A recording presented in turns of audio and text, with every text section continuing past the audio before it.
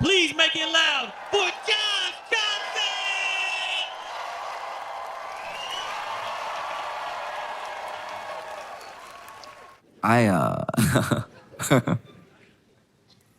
I've struggled with an idea for a while, and it's how like everybody.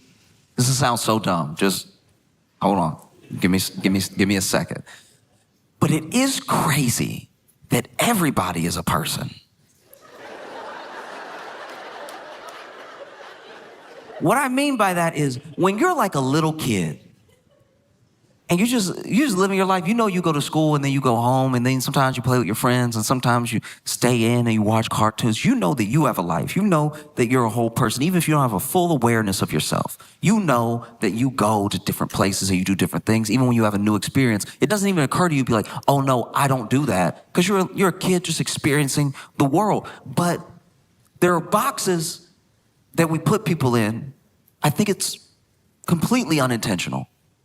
I don't think there's any malice behind it. But I remember the first time that I realized that someone who I definitely cared about and I definitely enjoyed their company and I definitely liked was a whole other person.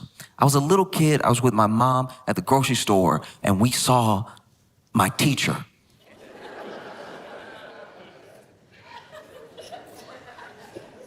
And I was shocked. I was like, I said it out loud. I said it to her. Why aren't you at school?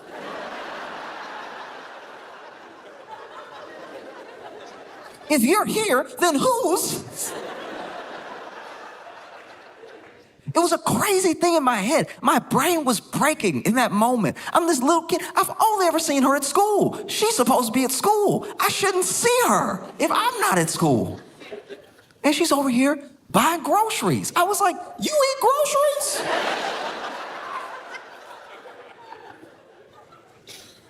This is wild. And then she was over here having a conversation with my mom. They both ignored me asking why she wasn't at school. I still had questions. And then she, said she'd see us on Monday and walked away. And in my head, I was like, Monday? It's Saturday. She's not even gonna be at school tomorrow.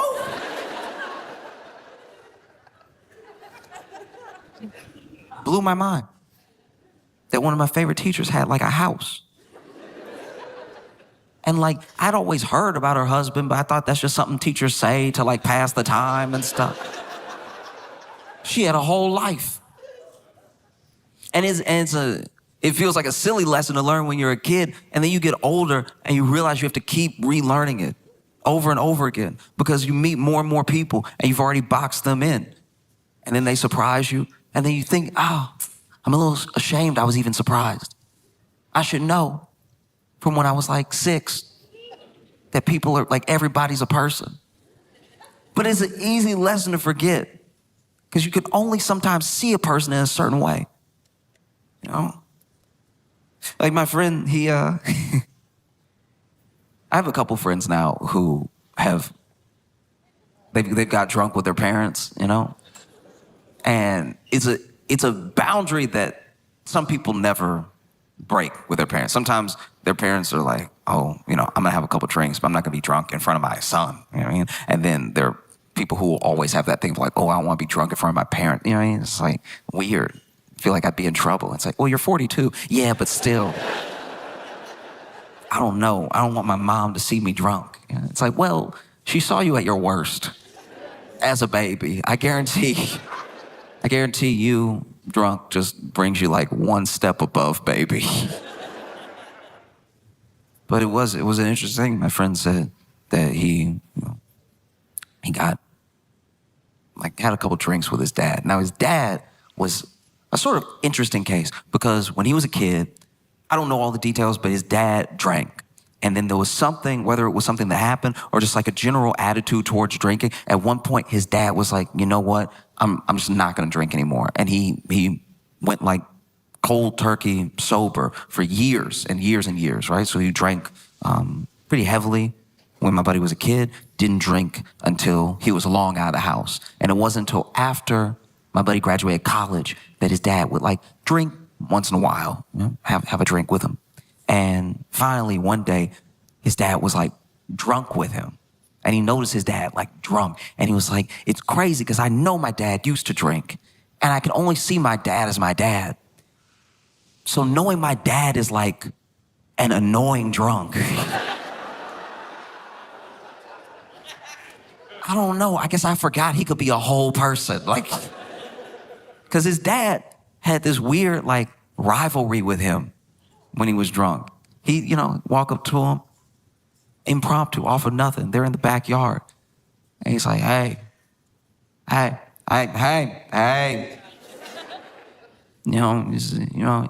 Looking good, young man, looking strong, looking tough. I mean, you looking real strong. What? You think you're stronger than me? What? I mean, no, do you think you're stronger than me? We should race. You want to race? And he knows that a foot race with his dad sober wouldn't even be a contest. So he's like, nah, Dad, I'm good. He's like, no, come on. If you're scared, say so. If you're scared, say so. If you're scared, the old man still got it. If you're scared, say so. He said he made it into one of the most annoying songs he had ever heard in his life. Just until he would raise him, if you're scared, say so. And finally, he's like, all right, look, we'll race, fine. And he thinks if he stands up, his dad might just forget, because he's at that level of drunk where he's on a mission, but not a mission he has to complete. Y'all know that mission. It's one of my favorite missions to watch people have on like a night out. Especially with like, but one of my favorite side quests in any night out that a bunch of ladies are having is finding one of their phones. One phone will go missing, and it will be the biggest deal in the world for 12 minutes. And then the person whose phone is missing will be like, let's just dance. It's like, all right, but you should go get your phone though. Like, you do need to call an Uber at some point and get home, like, we need your phone. It's like, yeah, but like later, like, I don't know, it's just like, I don't even care. It's like, this is my song. And then it resets, because then like several songs later, it'll be like, yeah, you look so good. I'm gonna take a picture of you.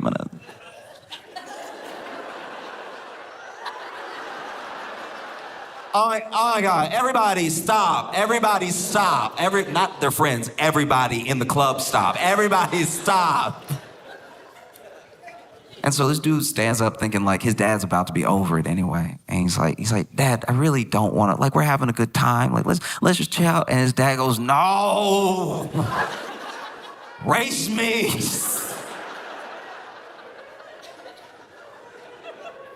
And he's like, all right, fine, okay.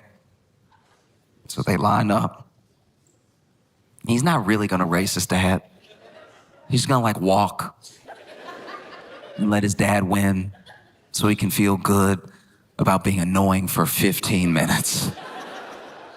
But his dad stands up and he's ready.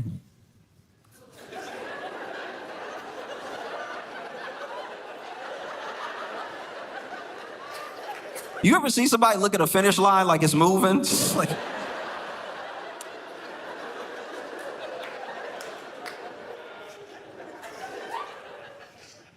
and then he said, all right, you ready?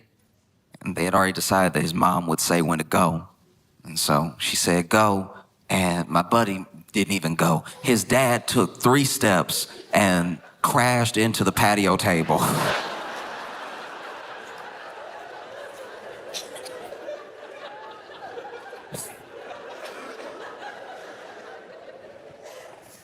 And I don't know, yeah, it's gotta be tough. That's a moment that's like, you just know that now. You've known your dad your whole life, and then now you're like, oh yeah, but like after the 5th Jameson, he will. And it changes how you look at your dad a little bit, not even in the form of judgment, just like there's more information and you see him as like a whole person. You know good, you know bad, you know arguing with him, and now you know this thing that you didn't really experience in the same way when you were a kid. Now you know. Even 4 Jamesons in, he's gonna go, no.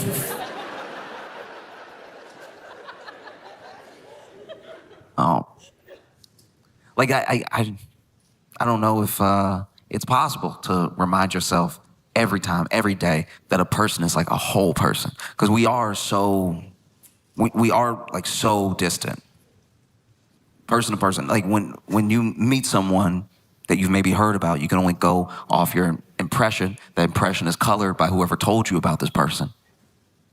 And it's hard to remember. I try to remind myself all the time that like, look, we're meeting this person. Nothing nice has been said. But I'm sure they have a dog. I don't know, like some redeeming quality. You try to approach it like that. And I fail at it a lot. Sometimes I let, whether it's gossip or just like a preconceived notion, take over. And then you end up being friends with this person. And you feel even worse because you're like, oh, I judged you so harshly when we met. Some of my best friends, when I met them, hated their guts. I hated because I was just like, oh, just look at his face. One of my best friends from college, when we met, us meeting was me asking him for a pencil and him going, what?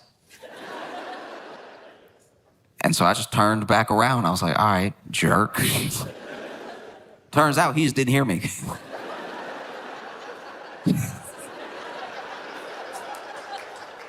We're like really good friends now, but yeah, that was not a great way to start. One of my best friends, we had that same thing. So he's a big dude. He's like 6'4", 6'5", like a strong guy, wide guy, right?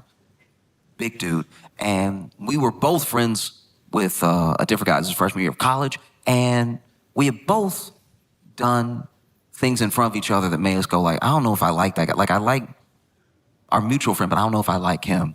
And then we kept being in scenarios where maybe we were waiting for our mutual friend, so we were left alone with each other.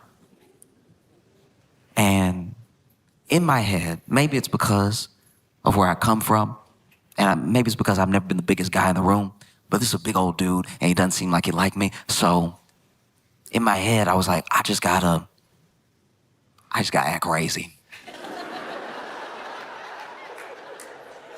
Like if I'm crazy, that'll keep at bay his size. Because even a big man doesn't want to get bit. You know what I mean? I don't care how big or strong you are. Once everybody saw what Mike Tyson did to Evander Holyfield, they were like, oh, yeah, crazy wins. Crazy will always win. I like my whole ear where it is. And then he noticed me being crazy. And so he was like, all right, I'm gonna have to flex how big I am. There was one time where we were waiting on our mutual friend because, forgot to mention earlier, our mutual friend was his roommate. So I had to be in their room a bunch before we actually got along. And I don't know, I saw him like eyeing me, and this is a college dorm room. So there's not a lot of space. So I'm like, this big guy's eyeing me. We're both waiting for our friend. So then I didn't know what to do. So I just started singing lyrics to Kanye West's 808 on a Heartbreak. No music, impromptu. And lyrics I chose were, when I grab your neck, I touch your soul. And I just sang it to the wall, but loud enough for him to hear me. And I would later find out that when I did that, he was like, all right, that's one of the craziest things I've ever seen. In my entire life, I was trying to mug this dude into submission, but now he sang to the wall, not even facing anything. I don't know what he talking about. Why'd he sing it too? That's crazy. That's crazy as hell. It's so much crazier to sing than it is to scream. Like if you come across somebody on the street and they scream it, you're like, all right, that's regular. If they are singing lyrics you don't know exist yet, because the album had just come out, if they're singing lyrics you don't know exist yet, get away. And so he was like, I gotta do something. I've got to do something. And the thing that he decided to do was we both got a text from our mutual friend that it would be quicker for us to meet him where he was than wait for him to come back and us head out together. And so we decided to head out together. And while I'm in the hallway, it's a long hallway from the dorm room to the end of the suite. And when I'm in the hallway, I go, ah. And he says, what? And I'm like, I think a mosquito bit me. And I was being completely sincere in this moment. I started itching. I was like, what? And he's like, what happened? I think a mosquito bit me. And then he stands extra tall, every bit of 6'5", lets his eyes dart around the hallway and goes,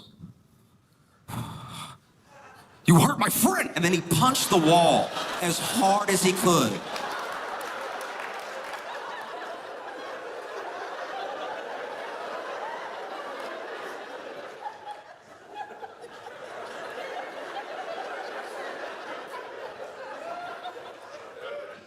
And when he moved his fist from the wall, there was a dead mosquito.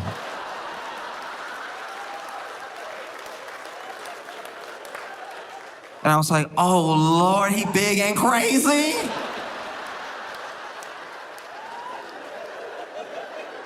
Oh, I'm sick. Oh.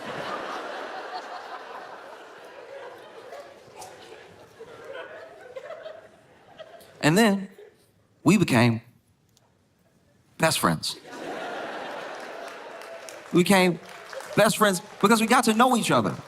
We got to know each other, and I got to know him as a whole person. I got to know how cool he was, how sincere he is, that he would do anything for his friends, including that mosquito thing. And he got to know me, and he still liked me. So we became best friends because I got to see like the whole person, you know? And then finally one day I told him about it. I was like, hey, freshman year, because when we were juniors, we became roommates. And I told him like, hey, I just want to get something off my chest. Freshman year, when I was in the room with you and I just started singing, I was just trying to be crazy because I thought like you were real big and like, I don't know, I had been bullied a lot, so I was just trying to like keep you at bay. And he was like, oh, that's so good to know. Which means in the time that we had become friends, he still thought like, no, that's what he does though. Like that's who he is as a person. I was like, that's so good to know, because honestly, I was wondering what I'd have to do. I thought you were genuinely crazy. And that's why I punched that wall. When I moved my hand, I couldn't believe the mosquito had actually...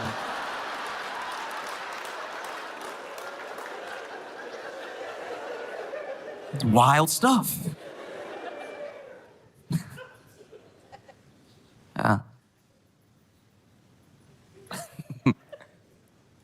Yeah.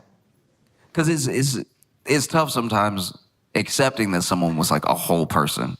Because it is easier. If someone sucks, it's easier to just, lean on exactly what you know, and that's enough for you, and they suck, and that's the end of it. It's not necessary in your mind to get down to the deeper root of the issue about why they might be the way they are.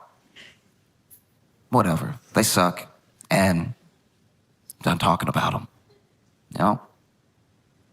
Like when I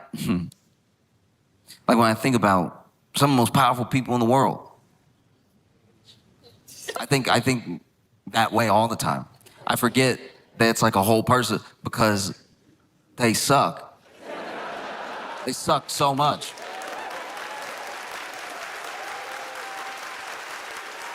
Like, I do my best to not be closed-minded about people. But the more I learn, the worse it gets. And no person is just one thing. Even monsters. Some monsters that get true crime documentaries made about them. They'll interview the kids. And sometimes the kids will be like, Yeah, actually, he was like a super present father and everything. Like, it was kind of crazy. I know he killed all those people, but he came to all my soccer games. Like, it's a lot to process. No, like, I don't know what makes a person. I'm not a psychologist. I don't know what makes a person the way that they are. I just have guesses. Sometimes my guesses are good, and I get to have a conversation with the person and see that I was kind of close. And then sometimes my guesses are totally off base because I don't have their mind. I can't act like I know why someone is the way that they are. I know for certain because of the people that I've been around.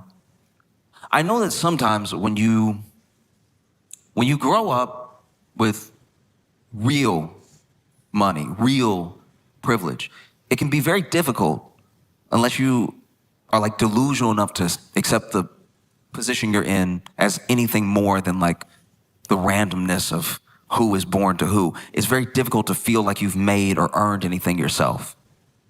If you are just born into billions, you see that's one of the reasons these people have to like make their mark on the world, to prove that they're not just like some accident. Because within those families sometimes, and like, look, I'm not acting like I know billionaires. I know millionaires. And it's a little similar, but at the same time, there are some millionaires that are barely millionaires, so they still acting like they're middle class. Even though they're millionaires, it's actually pretty sad. And then there are people that are like multimillionaires, and I don't even really know that many multimillionaires, but I know those people have at least accepted their position as people with like wealth and privilege, right? I don't know any billionaires, but I do know the people that I am friends with that work with like truly insane net worth individuals have said things like, at a certain amount of money, it's not even money anymore. It's just you moving your will throughout the world. And that is how people with that much money think. And so if you are like a child born into this thing, especially if you don't take to it the way that we imagine people will take to it, because remember, a person is a whole person, but a lot of people will have a kid and have an idea of a child before the child is ever there. And then that idea of a child is exactly what this whole person has to be, or else they're a disappointment, or else they're a failure, right? I had the idea of you before you were ever here. And the idea of you that I had was, we play these sports together. I teach you to do this thing. We go to these things. You love the stuff that I love. Those are the hopes of like every parent. Every parent wants to share the things they love with their kid, and hopefully the kid loves them too. Because as much as you love your sports team, as much as you love your favorite hobby, it'd be so much more enjoyable if the person you love the most loved it too. A lot of people have those hopes. That's common. That's normal. But this like world of wealth, they have an idea of maybe building a legacy, building an empire. And now whoever comes, whatever this child is, they will be someone who can uphold, build up, maintain the empire that I built. They're not having like a child, they're having a vessel to continue their wealth into the future. And that's gotta be difficult to grow up in, because yes, you have all this money, you have all this privilege, you have access to all these different things, but there's a person looking at you like you don't even deserve to be here. And then there's everybody else that if you tried to tell them how it felt, they'd be like, oh, I'm sorry I couldn't hear you through all that money. You know, cry me a river. You ever felt a penny before? And so you see people really trying to exercise out all of this trauma in a way where they still move their will throughout the world. So then we become the collateral damage of them trying to exercise demons, because they have the access to change the world the way that they see fit. And that leaves us in a very dangerous position. And I don't know exactly how to fix that, what to do about that, but I do know it presents itself in like little moments, small moments where you can see, oh, this is like a kid. This is like a hurt kid, you know? Most powerful man in the world, incredibly rich, billionaire, but this is a kid. This is a scared kid. This is a hurt kid. This is an angry kid. And I'm not saying that that takes away all the damage, all the things that are being created by what this kid is doing. But like, I see you differently now. Like, in theory, I should be scared of you. I should be worried about what your next move is gonna be. I should be worried if you're gonna send someone to hurt me or my family, because you could do that. You're a very powerful person. But then things happen. And I see you react like a kid. And it's weird to see you as a whole person, you know? Like, I'm not gonna, how do I put this? I could tell Trump was hurt by that South Park episode because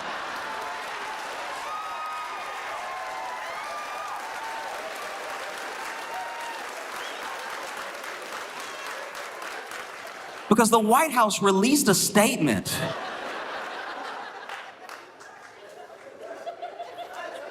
There are school shootings where the White House doesn't release a statement. The White House released a statement. They were like, hey, look, South Park hadn't been relevant for a while now anyway. Nobody even watched. Ain't nobody crying. Nobody hurt. No. Like, I've watched, I watched Trump go to the Fed. He went to the Fed and he was with Jerome Powell. Now, Donald Trump put Jerome Powell in that position, all right? Donald Trump made Jerome Powell Fed chair, right? And now Donald Trump can't stand Jerome Powell and doesn't know who appointed him.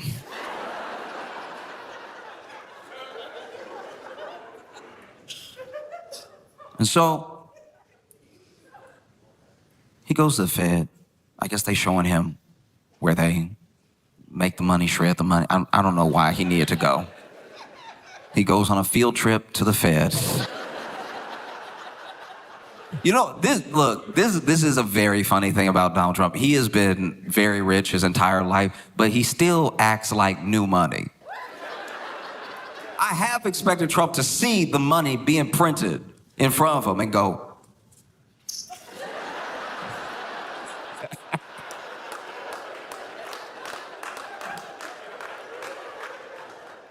but this dude he's at the Fed with Jerome Powell, and look, you can say numbers. You can say numbers in whatever order you want.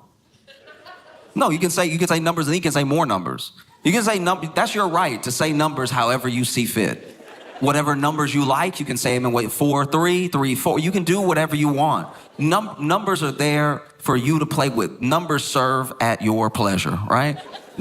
Say whatever numbers you want in whatever order you want, whenever you want. That will not make it math.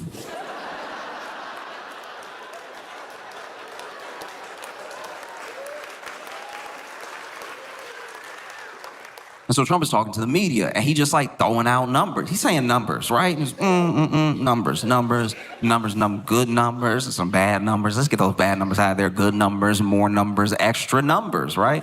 And quickly, almost immediately, Jerome Powell is standing off to the side, and he goes, oh, no.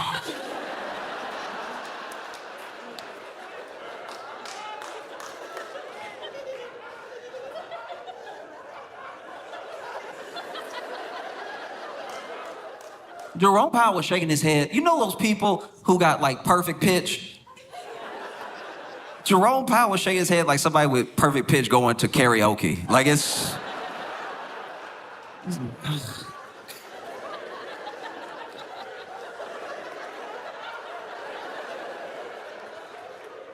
And look, this is not something that happens often. No, Trump's used to talking, and when he talks, people either nod or they stay quiet. And we saw this in spectacular fashion in like 2020. Because he would stand up there, and then the people next to him, the people behind him, sometimes you catch them being like, huh?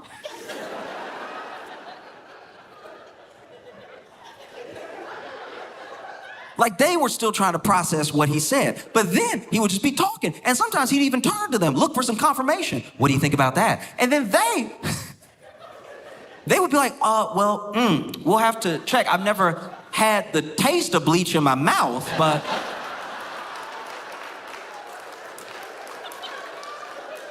I suppose anything's possible. These experts, these doctors, these people, they weren't doing the thing that they should have been doing, which was... Because he didn't just shake his head. He said it. He said it out loud. No, no, no. No, no. No, no. Maybe we wouldn't be in this position if more people, and I'm not even talking about politicians right now, I mean more people who have to deal with government had the courage to say, no, no, that's not how medicine works, no, that's not science, no, that's not English, no, no. A simple no is powerful, you know? And so sure enough, Trump hates Jerome Powell. Trump hates Jerome. Oh, he hates Jerome. Oh. Trump hates Jerome. Trump hates Jerome. Like, let Jerome.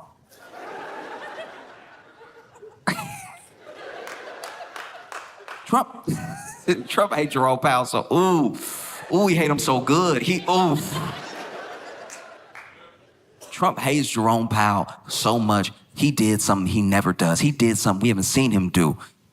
Either time he's been president, he did something I didn't even think he was capable to do. Trump hates Jerome Powell so much. Through his teeth, he hate him. He hate him so much that Donald Trump did homework.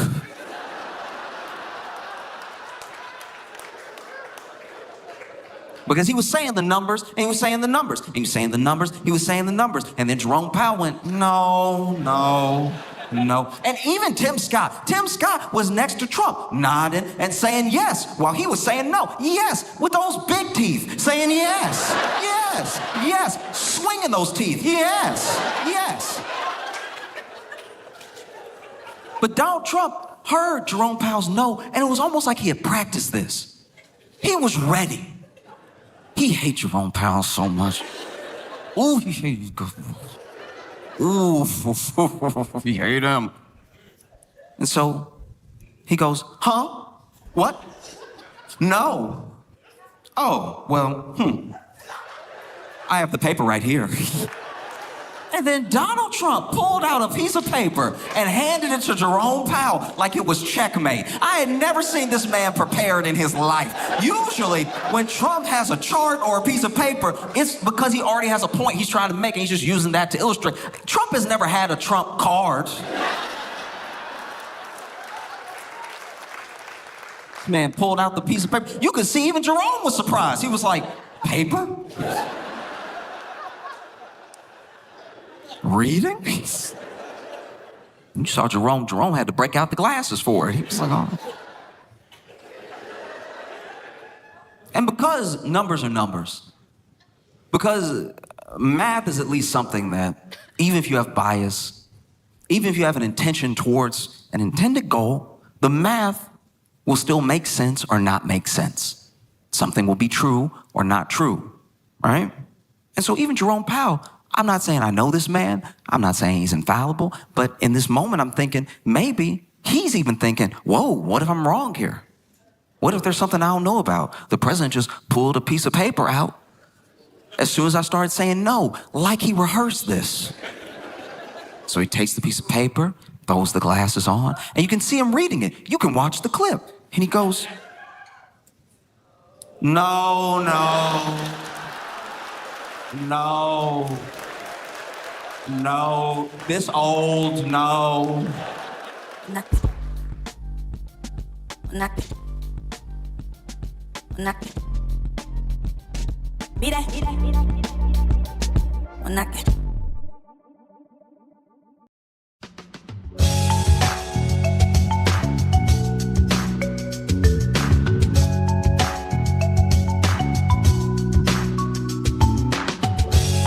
Welcome to the Josh Johnson Show. I'm Josh Johnson, joined by my co-host, fellow stand-up comedian Logan Nielsen. Logan, how you doing, buddy? I'm doing well, man. How are you? Yeah, I'm good. Doing all right. That's fine. I'm doing well, man. How are you? Yes. Yeah. You know? I am here and I am alive. Yeah.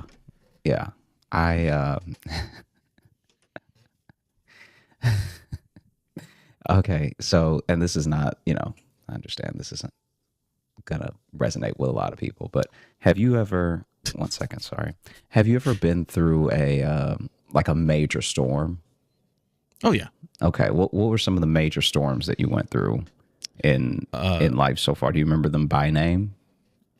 No, because the ones we get in the Midwest don't get names because they just happen a lot. You just get tornadoes and you get blizzards. There was in Chicago, the polar vortex. That was a big one because that was where it was like crazy cold, like a lot of snow, but also like the coldest it had like ever been in like 100 years or some shit. But so that's the one that had a name. But otherwise, out here it's just like reason to get in basement is what you that's what you get around here. Yeah. Okay. I feel like they can't know that stuff. They can't What do you know mean? it's like the worst storm in 100 years and it has been this cold. It's like whenever they say that, I'm like, what are you going by? Like, I understand Records. They have records. Yeah, but I'm telling you, man, I don't really trust our Doppler Numbers, radar against Okay. like someone who was just using like a regular mercury thermometer back in 1902. Well, they don't always go with that. But I mean, thermometers haven't really changed in how they work. So if it reads -7, it's -7. Like that's not No. because it's digital doesn't mean it's different. I understand, but you can't tell me that the first thermometer that somebody made, they thought to go Right. negative. Well, Do you see what I'm saying? That's all I'm saying. I'm saying that like when I looked Yes, at but also thermometers keep in when I was a mind- kid, it started at Yeah. 0. I never saw it Okay. go backwards. sure, but also the question is, we're using a Celsius thermometer because that's different too. Yeah, but they still tell us in Fahrenheit. Right, I know. But I'm saying it would make sense if your thermometer ended at 0 if it was Celsius because that'd be freezing. In Celsius, Yeah. Listen, I understand the point you're trying to make. You're an idiot, but No. You do this all the time. Whenever I'm like onto something, you're like, Yo, your you are your not thing is- onto something. Your thing is dumb, but I somehow don't have a rebuttal. because my rebuttal would be the boring nature of just getting into how the like weather records are kept. I used to work in TV news, so I worked with like meteorologists and stuff too. I understand, Part of why they yeah. always say it's our worst storm in 100 years because that's where our records go back to. It's not because they're like, oh, definitely this is the one. It's just that's like they've been keeping those meteorological records since that time. Yes, predictions have gotten different, but they can after the fact they know how to like measuring how a storm affected after the fact hasn't changed much. Like there's other stuff, but like they know like precipitation, that way of measuring has existed for a long time.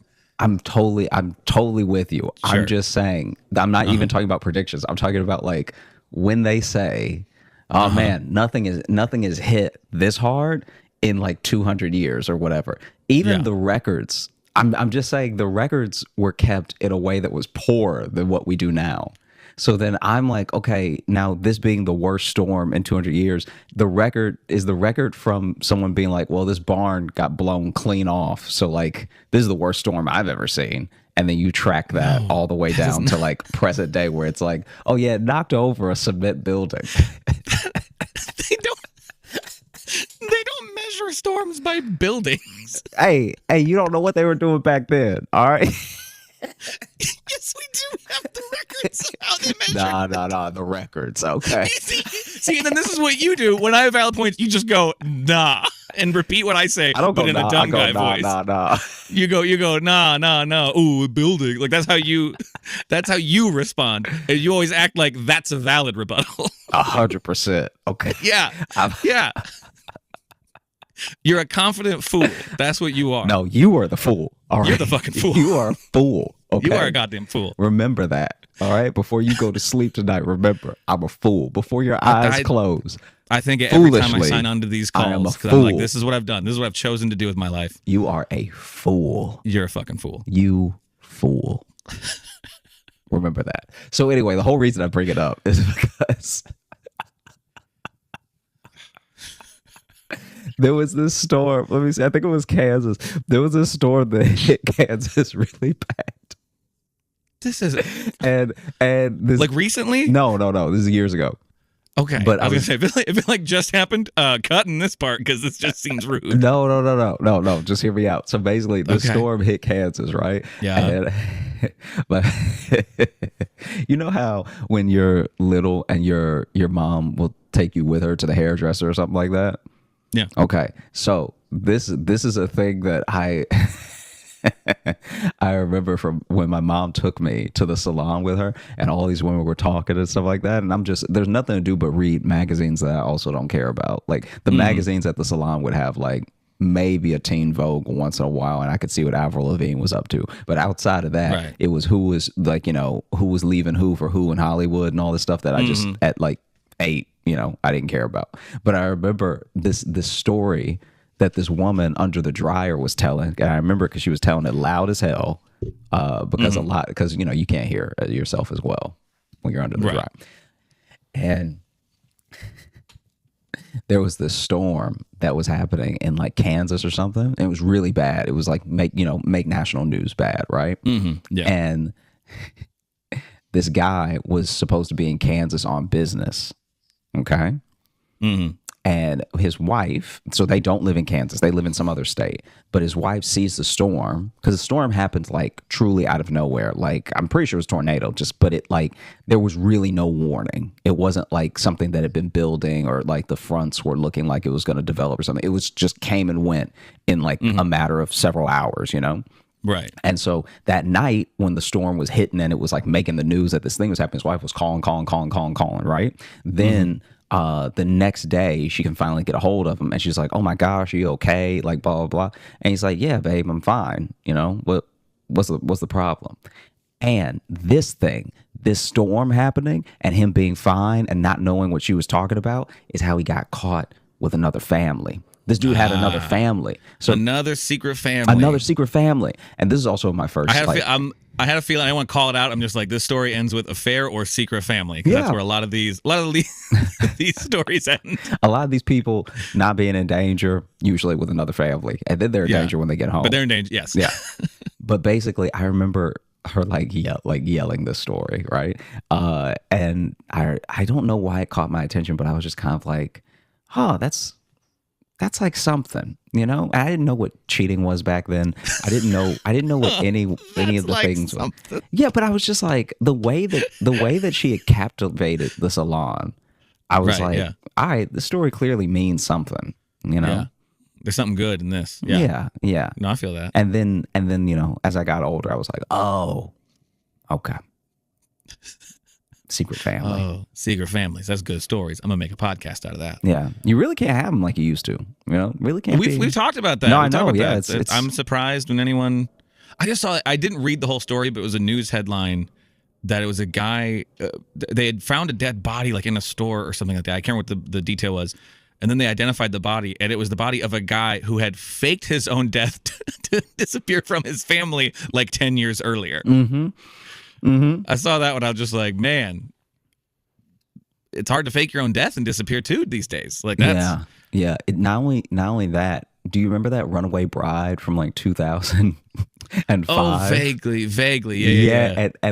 And we were all. That was the most missing a white woman has ever been. Like that was. That was truly wild because I remember it must have been her family that paid for that billboard, but they did something initially that was big. I remember because they used to always cut to the billboard when they would do the story.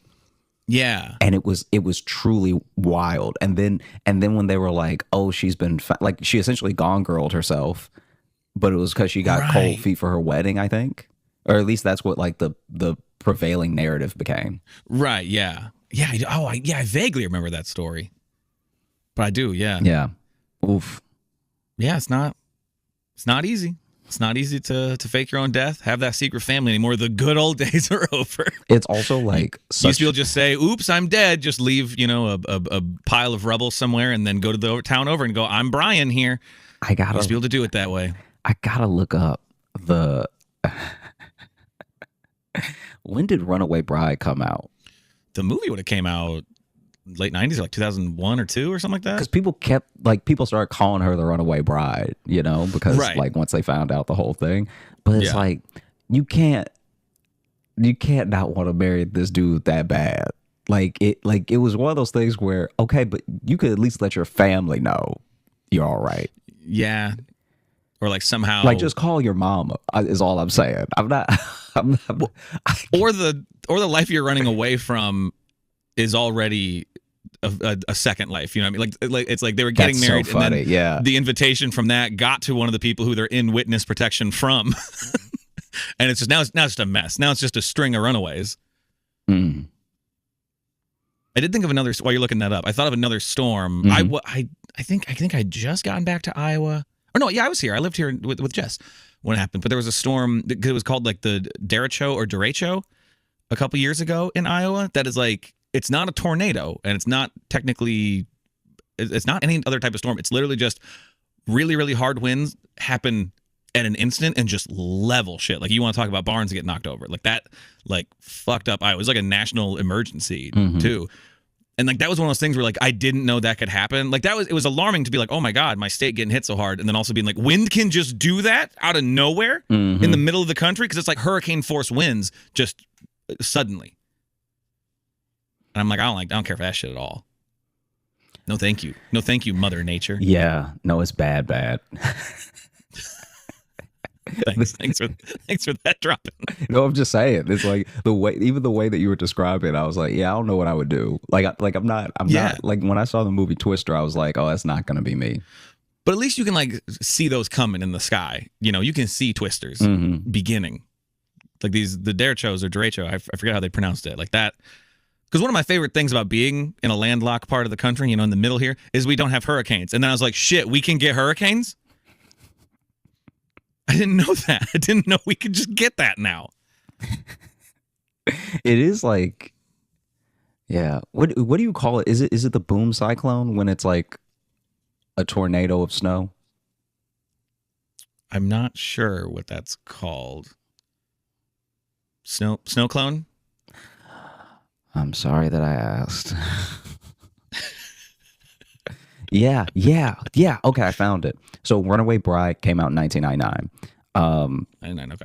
Then I said late 90s. I did say late 90s. this Runaway Bride was in 2005. So still when You nailed that though. You said 05. yeah, this is This one stuck with wild. you. Yeah, it really did, because it's like this is dumb. This part is dumb. I can admit this is dumb. But when I was a kid, I'd hear and see so many things like this that I thought there were way more people. I thought there was an epidemic of people faking deaths in this country. Like you would see a couple of these a year, like a couple of these Runaway Bride things a year in different formats, like whether it was like a dude pretending he died for the insurance money and trying to collect it or whatever.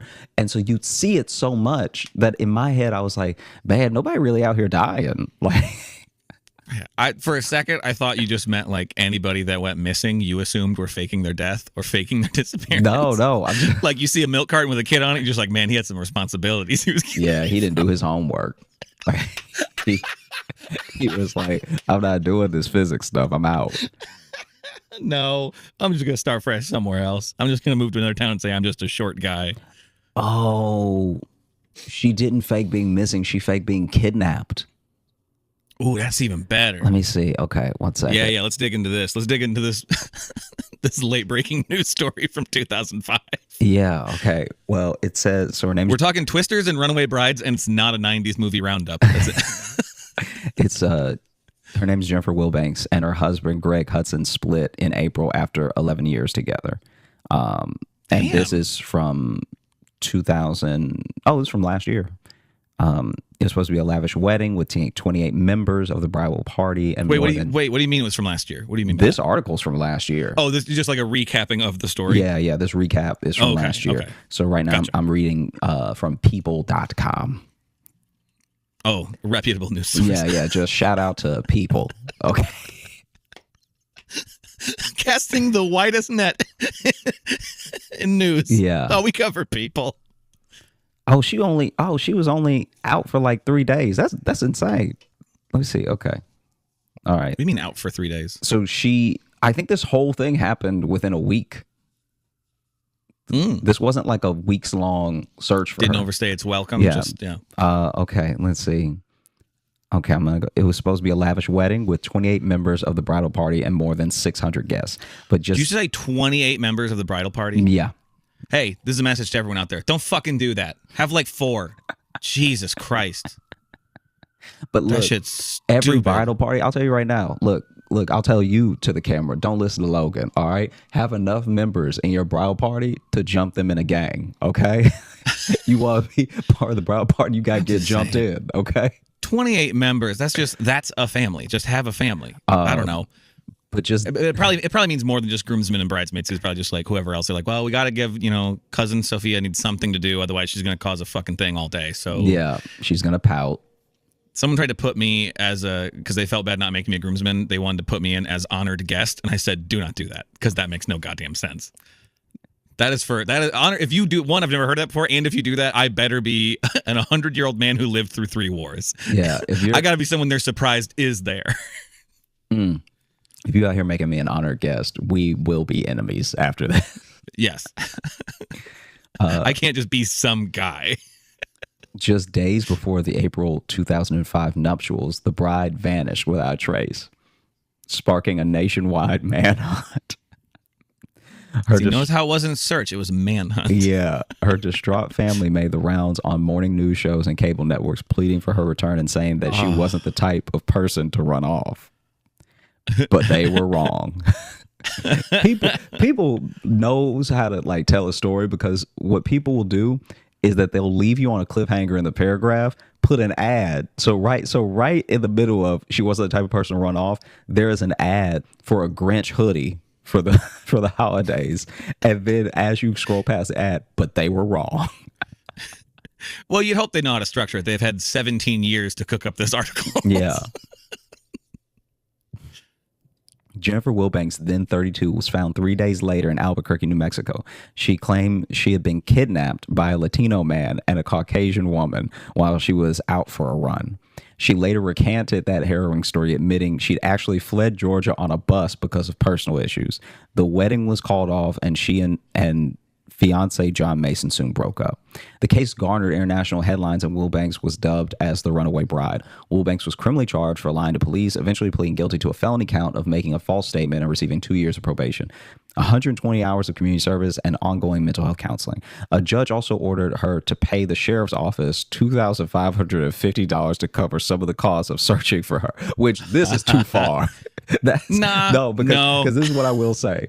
As much money as the police waste not solving crime, you can't then just put the tab on the last person to get caught. You know what I mean? That's like when everybody's speeding and they finally catch the person at the back of, like, at the caboose, and now that person is like, oh, well, I gotta give you an extra fast ticket because I couldn't catch the fastest guy. I don't think that's how it works. $2,550 is pitch and pennies. All right, it could have been an even $2,500. I mean, that's also not much for for making a potentially nationwide search for somebody, and then you made it up. I mean, I get that. I understand that. And frankly, I'm surprised it wasn't more. $2,000, that's shit. I'll run away and fake my disappearance right now for $2,000. You kidding me? That's wild. Okay, yeah. No, I'm with you. Fine. You made like $200,000, like shit. Man, don't do that. But now it's like shit. I might fake it today. But this is what bothers me. She also agreed to pay $13,250 to the city of Duluth, Georgia, to help pay for the overtime costs the city incurred searching for her. Right. So it's like you got to pay the sheriff specifically for their little $2,500. And what's the $2,500 for, really? Because you didn't find her. So whatever y'all were doing wasn't working. Feeding all them search dogs. Get them off as prime rib steaks, okay? Start feeding them like regular dogs. I'm just saying, I got a dog with prescription food. You kidding me? That shit's expensive. They make it a fleet of working dogs. I don't think they call it a fleet, but. And now, 16 years later, Wilbanks is quietly living in Gainesville, Georgia, and working as an HR director at a telecommunications staffing agency where she has worked since 2015. You need to tell me all this. She's in there as an HR person being like, listen, you can't run away from this conflict. And everyone being like, Can't I?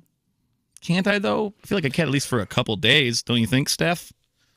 she can at least never, call someone out for calling in sick when they weren't sick. That's Yeah. what where it's like you gotta let it go. Bro, you couldn't win an argument with your family ever again. Yeah. Because if she's ever just like, well, remember when you did this? Then it'll be like, do you remember when you made us thought you were kidnapped for 3 days? Yeah. Do you remember that? And not to mention the wedding we fucking paid for. not just 3 days. That didn't happen. 3 very important days. You didn't just get kidnapped on a Monday. All right. You pretended to get kidnapped while we were all gathered there to celebrate you. All gathered there with rented clothes. Yeah. And then we had to go searching for you. Nobody owned the pants they searched for you in. Yeah. No one had a search tuxedo. No one's got one of those ready to go. And if you do, you're a murderer. Okay. If you do, you got bodies. Yeah. Okay. Will Banks fell in love again in 2010, this time with Greg Hudson, who owned a landscaping company. The couple got married, but people has learned that they quietly divorced in April. Wait, so they still got married? No, this is a different guy. Oh, different guy. Yeah, Okay. different guy. And when did they, not to go through all of her shit again, when did they get married? I'm sorry. they got married in 2010. So it's like, you got 10 years in there. That's not bad. Yeah. According to online court records, Greg Hudson filed for divorce in March and uncontested dissolution of the marriage. The divorce was finalized 30 days later, and the couple's assets were divided. As for the runaway bride incident, this article is way too in their business. I really hope that they never come. Like, when you think about it, this is a regular person. Listeners. This is a regular person. This is a regular person. And so the fact they went this deep on like a regular person is wild. They can get in all of our shit. Mm-hmm. That's too much. That's too much. Even as I was especially the other reading guy, he wasn't even there from the runaway bride thing. He just showed up later. Yeah. He showed up later, and then you know what? He didn't run away. He filed for divorce like a man. Mm-hmm. He walked up to her and said, "I'm done." Yeah. This is going to be hard, but I'm going to say it to your face and save you the trouble of thinking I've been kidnapped. Look, I'm not even wearing shoes, so you don't think I'm going to run anywhere. Mm-hmm. Barefoot telling you to your face, this isn't working between us. Yeah. Shame, man. What is? The, I can kind of, for years, I've only thought about this thing 3 times in life. One, when it was happening. This specific story. One, when it was happening. Once, maybe in college when somebody mentioned it, because we were all kind of like, oh yeah, whatever happened with that, right? Mm-hmm. And right now. And and I'd say that's one more than I've thought of it. Yeah. I didn't have the time in college. Even thinking about it now, I can honestly say, I feel bad for anyone that feels the need to just escape. Yeah. Just not deal with the thing and escape. But the way that you go about it is it's so I don't know if there's a different scenario that plays out. Unless they found you in Albuquerque and you were like, well, they murdered me. So I can't go back. I'm dead. You're seeing a ghost right now. The fact that that'd be a bold move if someone showed up she that right up and ooh, yeah, avenge me. Yeah, because I don't know if you remember this, but they went on a wild goose chase for those 2 people for a little while. I mean, I'm assuming I don't really remember the story that well. Yeah, but. So you can't. Oof. Well, and it does really depend, obviously, on the whole story. There's, it depends why she was running away. Was it, an abusive situation, something, blah, blah. But then you do hear about people running away. I didn't mean to blah, blah, blah, something that heavy. But I just meant that right there, obviously, sometimes you don't know what to do, right? So you just panic. You're like, I've gotten too close. I got to get out of here. Mm-hmm. But you do hear stories about people who do it. And it's they just kind of decided last minute, I don't think I want to. And it's not they were held hostage. It was just they didn't check in really with themselves until right before. That always fascinates me. Yeah, because of how you could be so I don't know, out of touch with yourself, and then suddenly be I don't want to do this. Yeah, you know what I mean? I know exactly. Because then you do, and then the other end too, you do have another person who's just what happened? Yeah. Where'd they go? And also, it's that is the thing that sucks about that is that it's even to what you said of now people are gonna maybe question you and be exactly. Were you doing something to them? And it's nah. Yeah. I was not doing anything. Yeah. I was letting them plan a wedding they clearly didn't want. I was just loving them and supporting them and hoping they were going to be near me. Yeah. Like that, like If that again, we don't know the full story in that way. We don't. I mean, we might. People seems to have the fucking financial records. Look, I feel like if that's part of it, had been in there. I will say, if this dude that she ran from is in any way a bad man, there have been multiple years and opportunities and distance to be like, oh yeah, I was just running from him. That I think people would like identify with way more. That would make sense. Yeah, I mean, you could understand that. And there's no reason to not throw him under the bus. You have national like attention, and you still made up that a Latino man kidnapped you. Yeah, still had to go and blame someone else. Had to go blame a brown man is what you had to go to. It was just it's very like Julianne Moore was in a movie exactly like this, except she lost a kid. Like her kid went missing. Do you remember that? Yeah. And she was I think somebody black took him. Do you remember this? Oh, yeah. Here's the thing. I went to a different Julianne Moore missing kid movie. No, she got like 3. No, I know. The one you brought up was Freedom Land. Yeah, so there's Freedom Land. Which is based on a true story. Yeah. I went with The Forgotten, which is where aliens take the kid, like erase him from existence. Yeah. And I had a quick second of really trying to remember, was there a scene in that movie where Julianne Moore was just like, nah, some black guy took my kid. Yeah. And everyone's like, what kid? Because they disappeared him from existence. And if that movie took that hard of a racial turn, whoa, we'd still be talking about it today. It's like, I feel like her and Jodie Foster cannot keep a hold of a kid in a movie. Yeah, between the two of them. It's just always some distress. Just like, what are you talking about? They were just, there's nothing that I love more than like a movie night in, and you're just chilling, but someone is screaming, "Where's my family?" You know what I mean? Like someone on the TV, I'm hoping you mean. Yeah. Someone on the TV is just grabbing people, and they're like, "My family, you've met them. Why can't anyone tell me where my family is?" Oh, if you remember the movie Ransom, the Mel Gibson movie. You don't remember that one?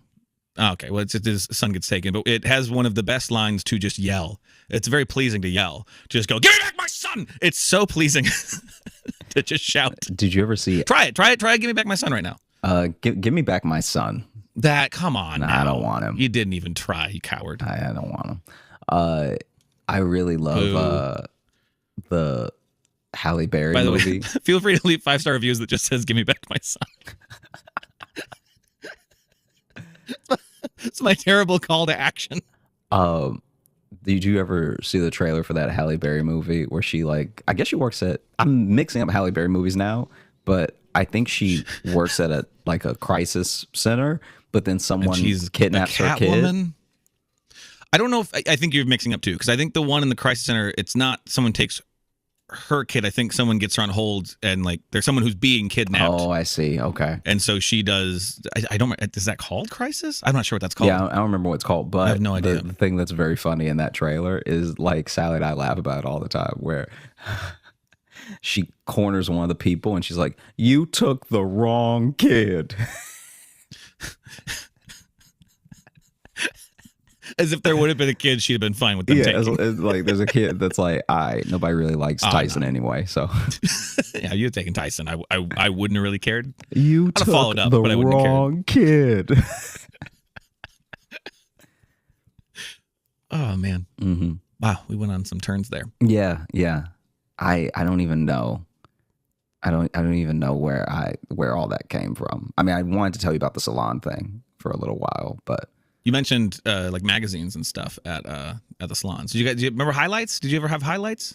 I didn't get the fun ones. No, I just didn't get the boner for highlights that everyone else had. I was just like, all right, it's there. It did not do it for me at all. I think it's to me it was the closest thing to a kid's magazine or workbook. You know what? When you're waiting for your mom to get her hair done or whatever, then it's like, all right, I can do a picture search thing. This is what happened. This. Then some kid would always have them fucking circled in pen or crayon, and he ruined the fucking highlights. Sorry. That's what would happen. So I would go to the doctor. I'd only ever see highlights at the doctor. I never saw them anywhere else, no salons or barbershops or anything like that. So I'd only see highlights at the doctor's office, and they were we had a lot of sick kids where I'm from, And so they were well worn by the time it got to me. That's probably why I didn't like them. That is a loaded statement. Well, look, we had just a lot like- of sick kids. All the puzzles were done. Like it was nothing. It was like, We had a lot of. Where'd you fucking live? Chernobyl? Like we had a lot of sick kids. I remember one time. This was like in retrospect, this was very dumb of them because I was really little, and I remember this was so bad. I still feel bad about this when I think about it. I was still a very small child, but I specifically remember this time I went to the doctor's office and there was a kid that was noticeably younger than me crying. And the kid was crying because the kid was going to need a shot. And whether it had never had a shot before or it had only had one shot and was really painful and memorable, the kid was already crying about having to get a shot, right? Okay. And so then the parent looked at me and was like, you know, tell her getting a shot's not that bad. And I was like, yeah. It's like I was trying to repeat the thing of like, yeah, it's not that bad. Like it's okay, right? And she slightly stopped crying a little bit, and then looked at me. And the mom was just like trying to get me to vamp about how shots weren't that bad. But I don't know, because I'm also like a kid, so I don't know what else to say. Like the first thing I said was just repeating what you said, you know? And so then she's like, and so I was like, yeah, it's quick and it's over, you know, really fast. And she's like, really? And I was like, yeah, I have to get them sometimes like for medicine, or like I just start talking, right? But now she stopped crying. So now the mom is just like nodding and smiling and everything. And then I can't remember what I said, but out of nowhere I was just like, yeah, and I mean, the last shot I got, the needle was only this big. And like I have no For the listener, Josh held up a very wide space between his fingers. Yeah, I just held up my fingers further than my head is apart.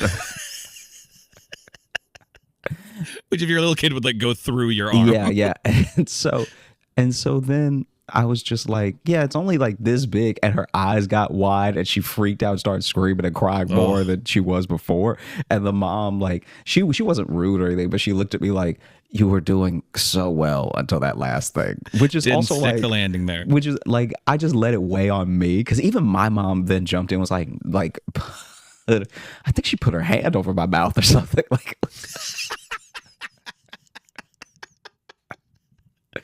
but I'm like, why was this my job? I don't even know this kid.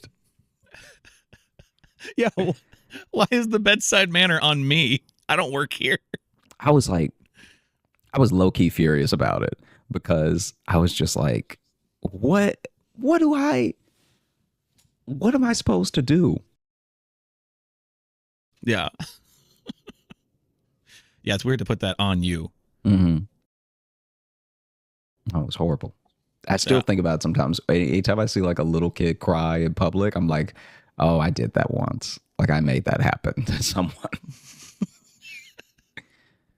I one time they were trying to get, I don't remember if it was like a checkup or if I was sick with something. They were doing blood work. I don't remember exactly why I was there. Oh, I think I had like strep throat or something. I think I was pretty sick. Mm-hmm. And so they had to take a blood sample, but I was so dehydrated they couldn't get enough blood out of me. They couldn't, so they had to stick me like 8 times. They had to do like several times in both arms, and then they had to go. They had to go to the veins in my hand. He took his headphones out.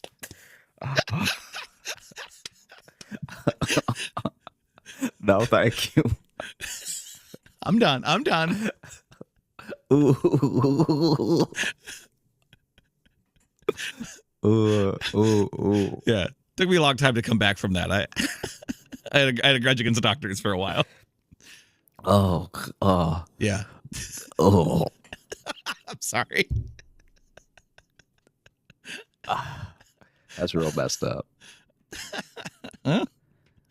You gotta stay hydrated, kids. That's the lesson there. One time, when I was at the doctor, I was still like relatively young, but I wasn't little anymore. I was maybe like early teens.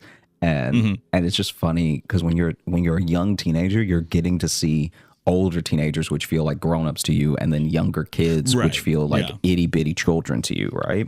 So like you actually, I don't know how to describe this exactly, but when you were like 13 and 14, you have this feeling in life that you actually don't have again until your 20s, where when you're in your 20s, people in their 30s seem like real adults to you, and then anyone younger than you seems like a little kid to you.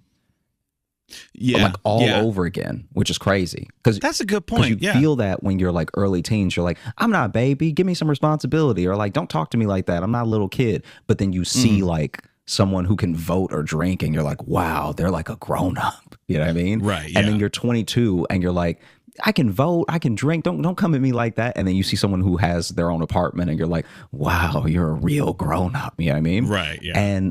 And I remember I went to the doctor's office. I was like 13, 14, and this little kid was wilding so hard, okay, that I think they needed to give him a shot or something, and the door to the office wasn't all the way closed. So as I'm passing by, I see them like struggling with this kid, and right as the doctor was like about to give him the shot, the kid wiggled just right and got a foot loose from the nurse, and like not even intentionally, but kicked the doctor right in the balls. Occupational hazard, man. And so he stumbled back, and I'm pretty sure he gave himself the shot, because the way he had to grab his balls after he got hit, he still had the syringe in his hand.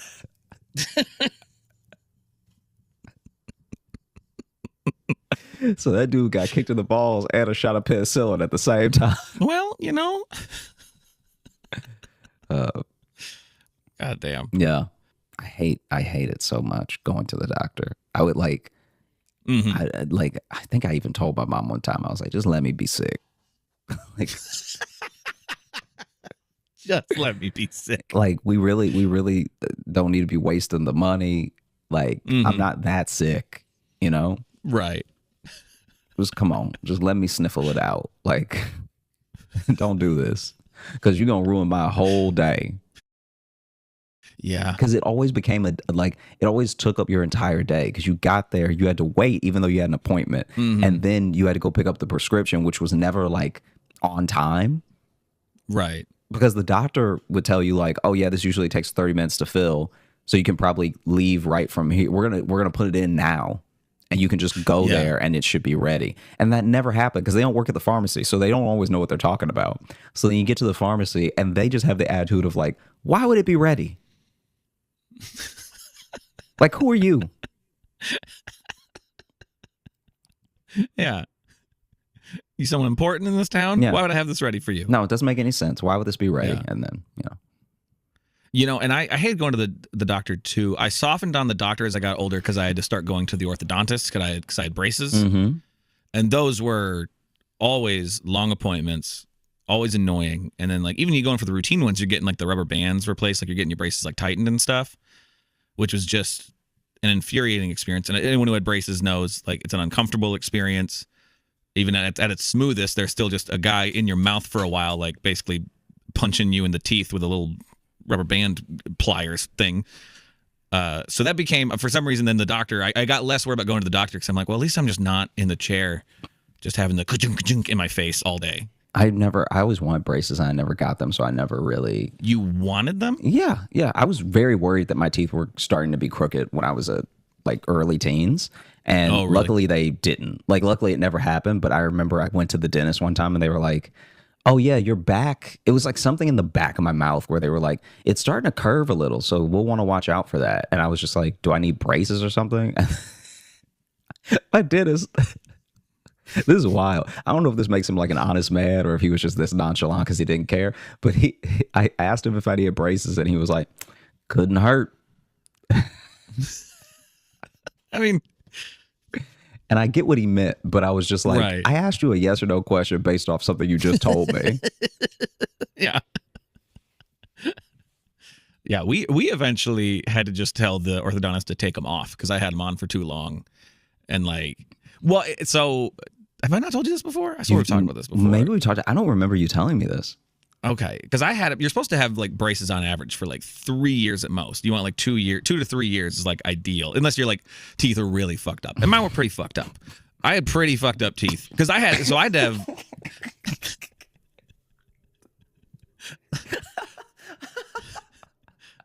I mean, I'd have dental surgery when I was like 11 or 12 because I had teeth coming in under other, like I had extra teeth in my head just coming in at like wild angles and underneath. I had one that was coming in underneath some of my bottom teeth. There was one coming in like sideways. Just my teeth. I had a bunch coming in just all wrong. Your teeth were weeds. Kinda.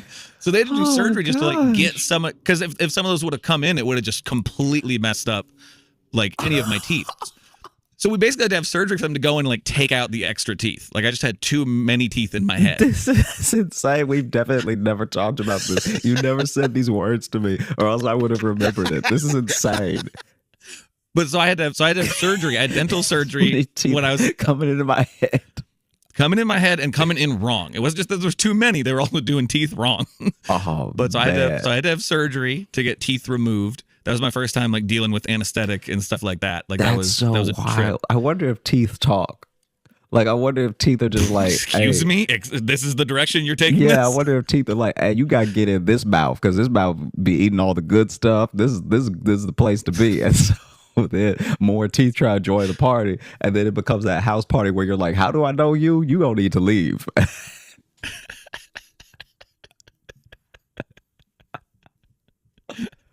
What? Yeah. Okay. They also, I can't believe they told me this because again, I'm like 11. Mm-hmm. And I know they got to tell the risks, but like tell my parents, don't tell me. I'm a kid. What am I going to do except for freak out? But they straight up told me that one of the teeth they were taking out was next to an artery. And they're like, yeah, if we hit that, that'll be really bad. And I'm like, why would you? Even as a kid, I was like, why tell me that? I can't do anything. There's no papers for me to sign. I'm 11. Like, what are you doing? But it was fine. But then I had to get braces and to sort out the remaining teeth. Yeah, they just fence them up to put them in line. No more parties. Yeah. Fun's over. Okay. and like braces really helped. Made my teeth way better because like I had like some like my back teeth like weren't touching right. Like my mouth was messed up. I don't like really remember it when I think of the reason why I had the surgery. Like, man, my teeth must have been screwed. I just think about your teeth clapping.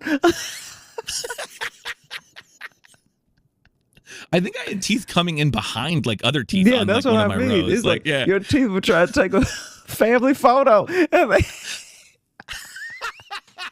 trying to find their window. They were oh. It was like I had two sets of adult teeth coming in. Like I just because these were all my adult teeth coming in. These weren't baby teeth still. Okay. This is the darkest scenario. You may need to cut this. Okay. Do you know if maybe you're a twin? Because maybe you ever hear about those people? You ever hear about those people that absorb their twin? That's why I have extra teeth. I think that might be your twin trying to bite your mouth. Is that I absorbed a twin? It's possible. They're twins on both sides of my family. Yeah, I think that maybe you're a twin, and that's the They're supposed to be four Nielsen boys, but trying to bite. You know what I mean? Like was trying to hey, I'm here too. Listen, I've always been a performer. I don't like to share the spotlight. So. Yeah. So you went ahead and sucked up all the nutrients. Give me them teeth. No, but then I had braces for like 4 years, and it got to the point to where they were then because like I still don't have the gaps in my top and bottom rows of teeth. The gaps don't line up perfectly, and that was like the last thing the orthodontist was working on. But how he wanted me to do that, and I think I've talked about this before on the show, but he wanted me to have a rubber band that ran diagonal across my mouth, so it went from this tooth up here to over here, and was just so I just couldn't like really talk, and you couldn't eat. I mean, you'd have to take it out and whatever, but they just wanted me to be having a rubber band just across my mouth at all times, which just felt weird because then it's just pulling your jaw over. And then eventually we literally just went to the orthodontist, and my mom was like, okay, listen, where we started and where we're at now, way better. Because before this kid's mouth was fucked. So let's just call it a game. Let's quit while we're ahead and let's take this sucker off because braces are expensive too. And we had them on for like an extra year than we needed.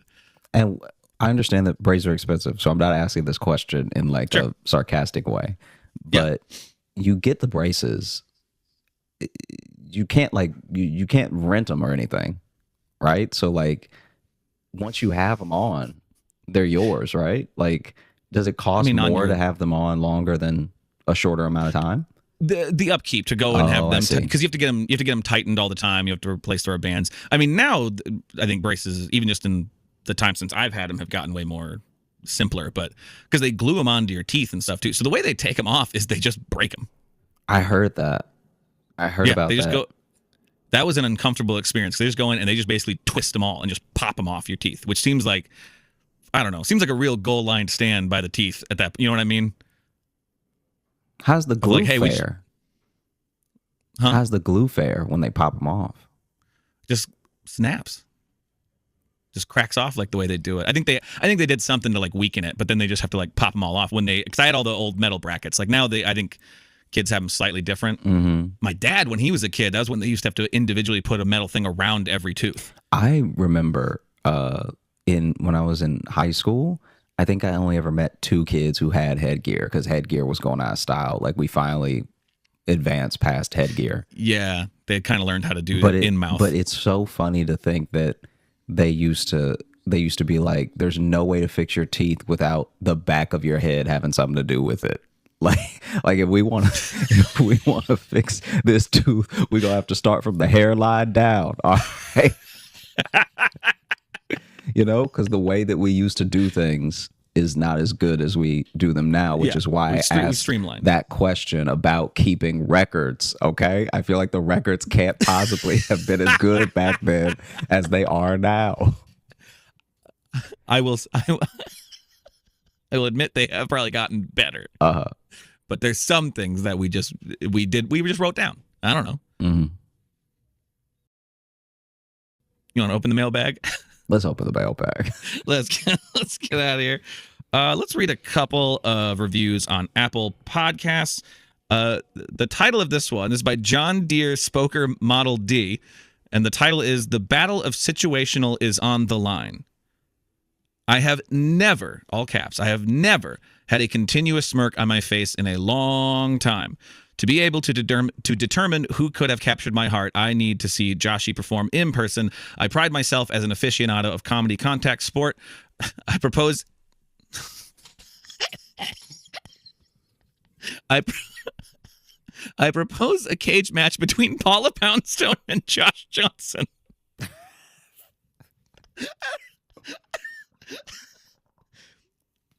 Porch gliders or cats must be prohibited in order to guarantee a fair fight. What's a porch glider? I don't know. Is that one of those like hang gliders you like sit in? I think maybe. Oh, it sounds racist. Yeah, it doesn't sound great. To guarantee a fair fight. I don't know what that means. I'm gonna look it up. I just want to see what that is. Oh, it's just a porch swing. Oh, I forget. Okay, but the ones, not the ones that like hang from the ceiling, but the ones that just have the like kind of rocking chair motion. Yeah, yeah. Okay, I didn't realize people called those gliders. Yeah. I guess. Now, one, love the idea of you fighting Paula Poundstone. Nothing against her, but what an event that would be. I'd pay DirecTV money for that. Mm-hmm. I'm not sure how the porch swing or the cats come into play, but they also must be prohibited. So for some reason, these two things aren't allowed. I mean, this person clearly thinks I would break a porch glider over Paula Poundstone's head. Hitting her and her cats. Interesting. Thank you for that comment, John Deere Spoker Model D. And then this one here, this is from, they've listed their name as I Choose Privacy, which is great because then in the review, they immediately say their name. That's fantastic. I Choose Privacy. And the title of this 5-star review is Episode Idea. Hey, y'all, my name is Emma, and I love the show. Anyway, you should do an episode on Karens. Karens, okay. Okay. We'll put that in the bag. We may have to look up some. I feel like there's plenty of fodder there. Oh, yeah. I think there's plenty of stories we can find on that situation. Yeah. So. I choose privacy. Hey, my name's Emma. I love that turn of events. Mm-hmm. Thank you all so much for listening to the Josh Johnson Show. We had a great time recording. I hope you had a great time listening. If you are looking to catch up with us on any of the socials, you can find me at Josh Johnson Comedy on YouTube, TikTok, and Instagram, where we're going to be posting clips of the show. And if you are looking for Logan, you can follow me on Instagram at Logan M. Nielsen. If you want to get into our mailbag, there's 2 ways to do it. You can send us an email, joshjohnsonshow@gmail.com, or you can do like those people there and leave us a 5-star review on Apple Podcasts. And then coming up this Saturday, there are 2 things happening. One, there is our last virtual live show of the year. So ticket link will be down below. I believe that's 6 p.m. Eastern time over Zoom. They've been really fun to do all year. So come join us for the I was about to say kickoff, but send-off of 2022. And then also, speaking of the send-off of 2022, this Saturday, I will close the submissions for the best of 2022 episodes. I'm going to close that this Saturday evening, 11:59 p.m., I guess probably Central Time, because that's when it is for me. But so if you still want to get in your choices of your favorite episodes and your favorite moments of the year, you have until the Saturday after this episode comes out to submit them. We've already got some suggestions and some episodes I'd forgotten about being submitted as favorites, which I'm excited about. It's gonna be fun to go through those clips. So we'll be making those episodes, probably after Saturday. Yeah, sounds good. Well, thank you all so much. I hope you have a great rest of the day and an incredible weekend. Take care.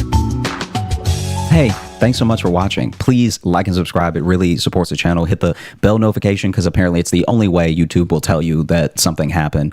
And just tell a friend. That's the biggest thing you could do. Just tell one person in your life that you like, maybe you don't like, that this video happened to you.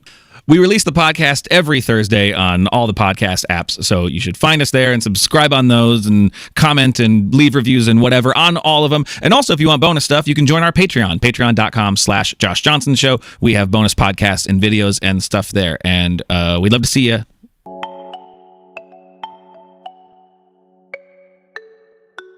You guys know and love him. One of the most prolific comedians working right now. Put your hands together for Josh Johnson!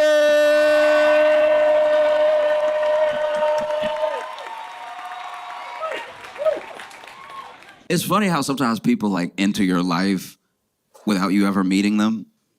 Like you don't get to know them, but you hear stories about this person through the people that you know or a friend of a friend, but then they just keep coming up and you feel like they're in your life, even though you've never met them. You wouldn't know him on the street if you saw him, right? There was a guy like that for me named Marty. I never met Marty. Wouldn't have been able to track him down if you gave me a 23andMe and a genealogy test or something like that. I knew Marty through stories, because Marty had an interesting life. This dude spent a bunch of time in France. He was American born, lived in France for a long time, learned French super fluently, and apparently he told one of his friends, this is how I heard the story, that he dreamed in French. Like he spoke English, obviously, and he lived in the States again, but his dreams would just be full of people speaking French at different points and stuff. And it came up because here in the U.S., he met someone, and they fell in love, but she was French. So went all the way to France, didn't meet anybody. Came back here, met a French woman, right? And it was a day where Marty, he basically, in a nutshell, forgot his girlfriend's birthday. It was their first year together, so we're still like been dating some months, but hanging out all the time and everything. I said, my birthday, you're supposed to remember, that's part of the relationship quiz. And it kept seeming like maybe there was a surprise waiting, or he was pretending to have forgotten or something, and then he went and took a nap. Yeah, not only did you forget my birthday, you napping in my face. And then I guess when she realized that he genuinely did forget, she woke him up, and she woke him up mad. And when she was mad, she'd go straight to French, right? Because she'd be so mad she wasn't putting it in English for him. And so he woke up to his girlfriend yelling at him in French. So he thought he was still dreaming. So wakes him up. Can't believe you forget my birthday. What's wrong with you? Are you out of your mind? You over here playing in my face all day? All in French. I'm paraphrasing. And then he was squinting, real tired, and he's looking up at her and just wonders, I guess, to himself, am I having a dream right now? And so he casually, while she's yelling at him, puts his finger in her mouth.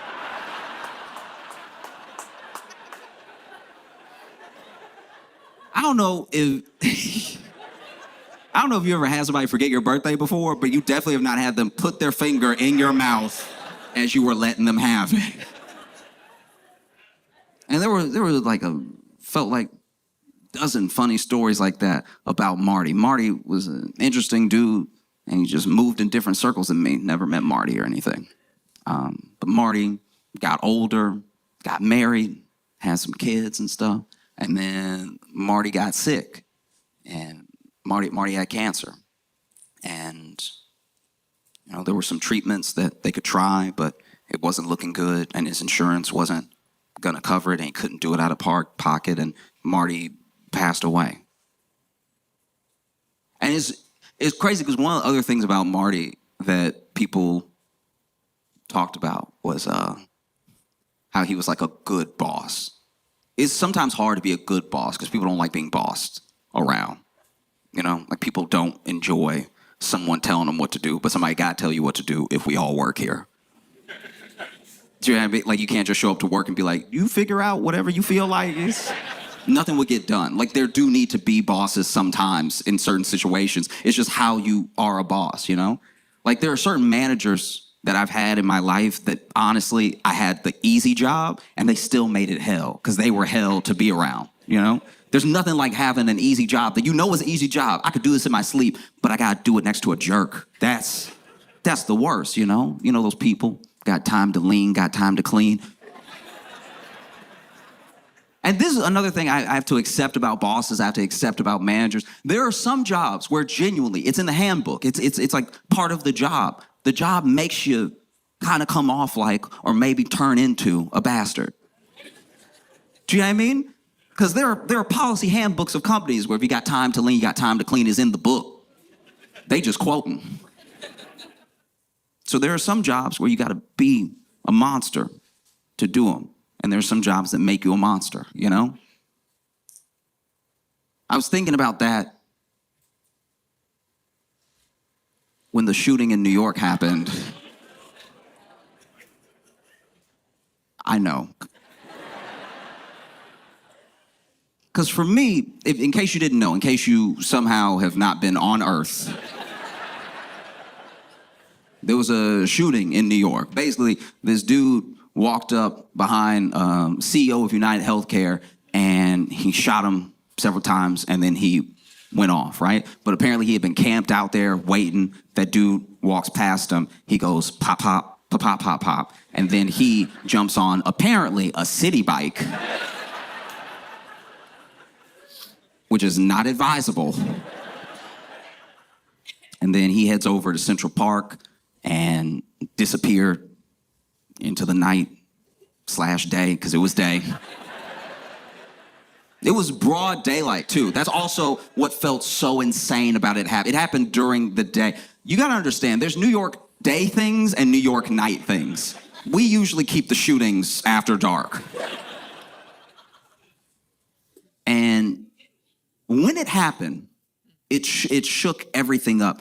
Everyone was obsessed. The news was obsessed. The news was obsessed when it happened. The news was like, finally, we have something to talk about that's not Trump. Oh, wow. What a day. So the news talked about it all day. The news talked about it nonstop. The news would even have people on to discuss it who clearly were just finding stuff out in the moment with us on the news. They would bring the expert on and then play the clip. And then the expert would watch the clip and be like, damn, it's like you...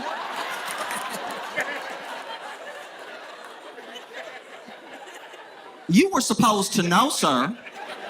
That's why you're on the news.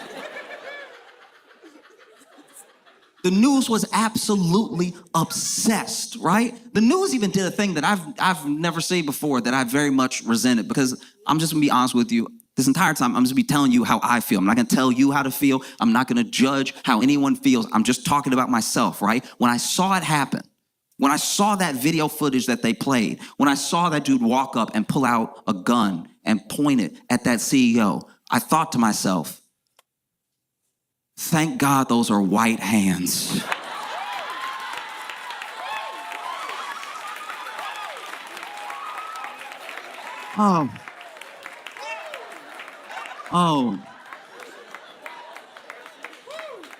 When I saw those lily white hands,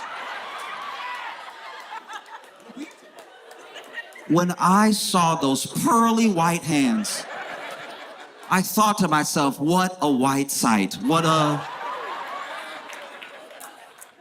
beautiful white thing to happen that does not have anything to do with me, that should not blow back on me at all. What a white moment in America. And then in their obsession, continually, over and over again, describing what happened, going over what happened, the news did something. CBS this morning showed the clip.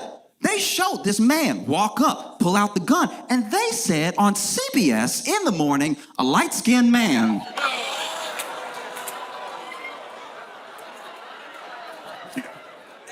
No. No, light skin. When has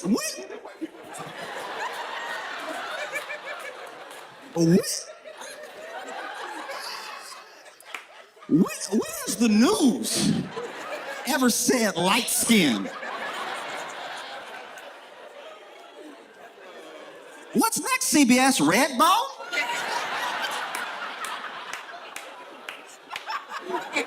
Light skin. I was horrified. No, you know, if it had been a black person, they would say black, because they love saying black. Anytime a black person does something, the news is like, this black was last seen at the scene of the crime. You know this black. If you've seen this particular black, call this number so you can report him for his blackety-black crime. Guys, light skin. The news was obsessed with it, top to bottom. You could not watch anything else. I'm sure stuff was happening everywhere in the world, but you wouldn't know it. Just kept circling this one block in Manhattan, and people were obsessed with it. Us were obsessed with it. It's all I heard people talking about. People who I know don't watch the news, people who I know don't really care about current events. Everybody was talking about it. Everybody was debating it on social, online. Everyone was talking about it. People were so obsessed that the backpack that the shooter was wearing sold out.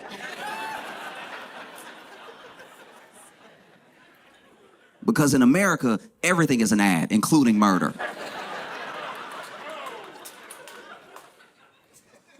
People were so obsessed. You know, like those Timothy Chalamet lookalike contests they've been having in New York? A bunch of white people got together, because they knew he was white. A bunch of white people got together in the park and all dressed like the shooter and had a shooter lookalike contest. And it's been done in comedy before. I understand. It's a joke that's well worn. White people be like this. Black people be like this. But can I just say, as a black person, we have never, as black people, watched the news, seen the suspect, and then went outside specifically dressed as the suspect.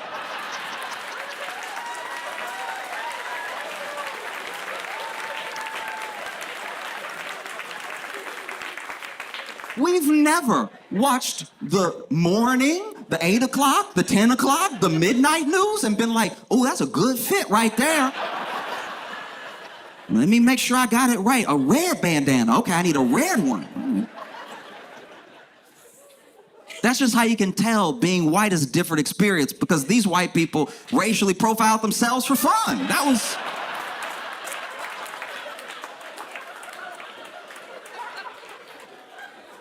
That's just having a time. So the news was obsessed, and people were obsessed, and CEOs were obsessed. CEOs were like, what? What happened? Oh my God. Oh my God, are you serious? And they didn't know each other? Kids, he just did that in broad daylight? To one of us? CEOs started making moves, man. CEOs of all the healthcare companies started taking down all of their profiles. All of their LinkedIns were just back to factory settings. And look, I need to be clear about something. I mean, you're gonna glean this off of me the entire time. I don't want anybody to die, right? I don't celebrate death in any way, right? But I will say, if you feel in the wake of this thing happening, like you have to scrub all mention of you, all knowledge of your existence off of the internet, then maybe, just maybe, take a look at how you do business, take a look at the person, do you know what I mean?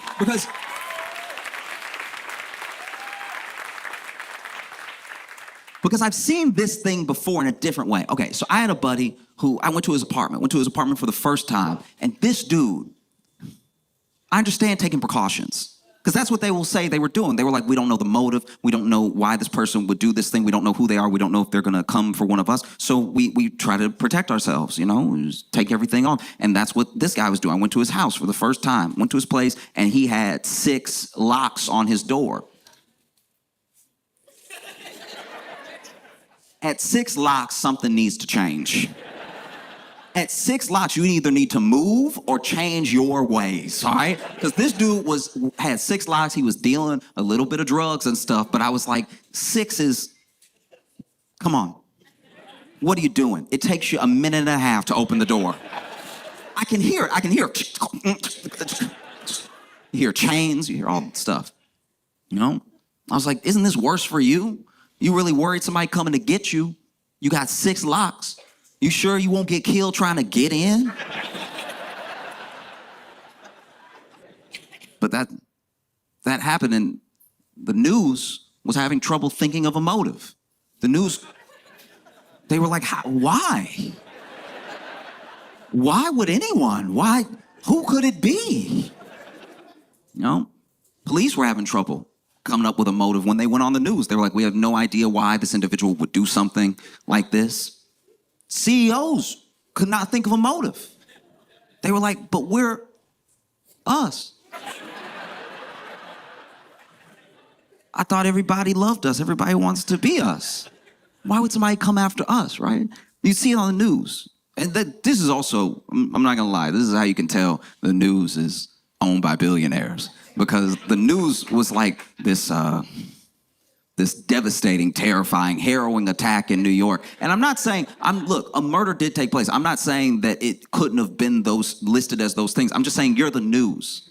Like, you are the mainstream media. You play horrific stuff all the time. You're the same news that when those pages were going off on those people in the Middle East exploding, you were like, check this out. Isn't that wild? The moment 1,000 pages went off and killed a bunch of people. You know what I mean? That same news is like, we still don't know who or why or what or how. No. Police couldn't think of a motive. CEOs couldn't think of a motive. CEOs of other healthcare companies couldn't seem to think of a motive. This thing happened the same week as one of the main insurance providers was saying out loud with their full chest, we gonna stop doing anesthesia if you take too long. You better. Which, by the way, is not up to the patient. That's also one of the most insane things about that new policy they were going to try out. I've never had to administer anesthesia to myself. That's just heroin.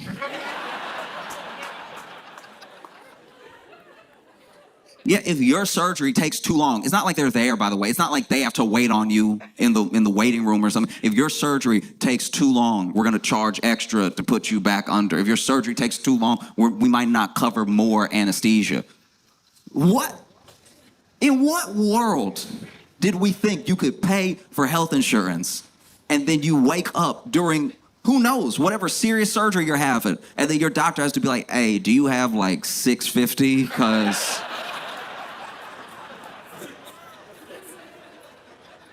Because if not, I know you're a little groggy, but can you understand me right now? I know you're literally open, but can you understand what I'm saying? If you don't have it, that's okay. I got a stick. We can Civil War this right now. The stick is $20 though, so it's... Couldn't think of a motive, you know? And the CEOs as well, when you look at this guy, you look at this dude, I don't think anyone was ready. I don't think the news was ready. I don't think the police were ready. I don't think the rich were ready for how, like, on the shooter's side the public was. Do you know what I mean? Like, how absolutely, unequivocally on his side. Immediate. I didn't know it had happened and there were already jokes. Do you know what I mean? Immediately. You know? The people... I'm not going to say as a whole, because I'm not going to speak for everybody, but for the most part, we're on the shooter's side. They don't know the motive. They don't know why he did this thing, but they were glad that it happened.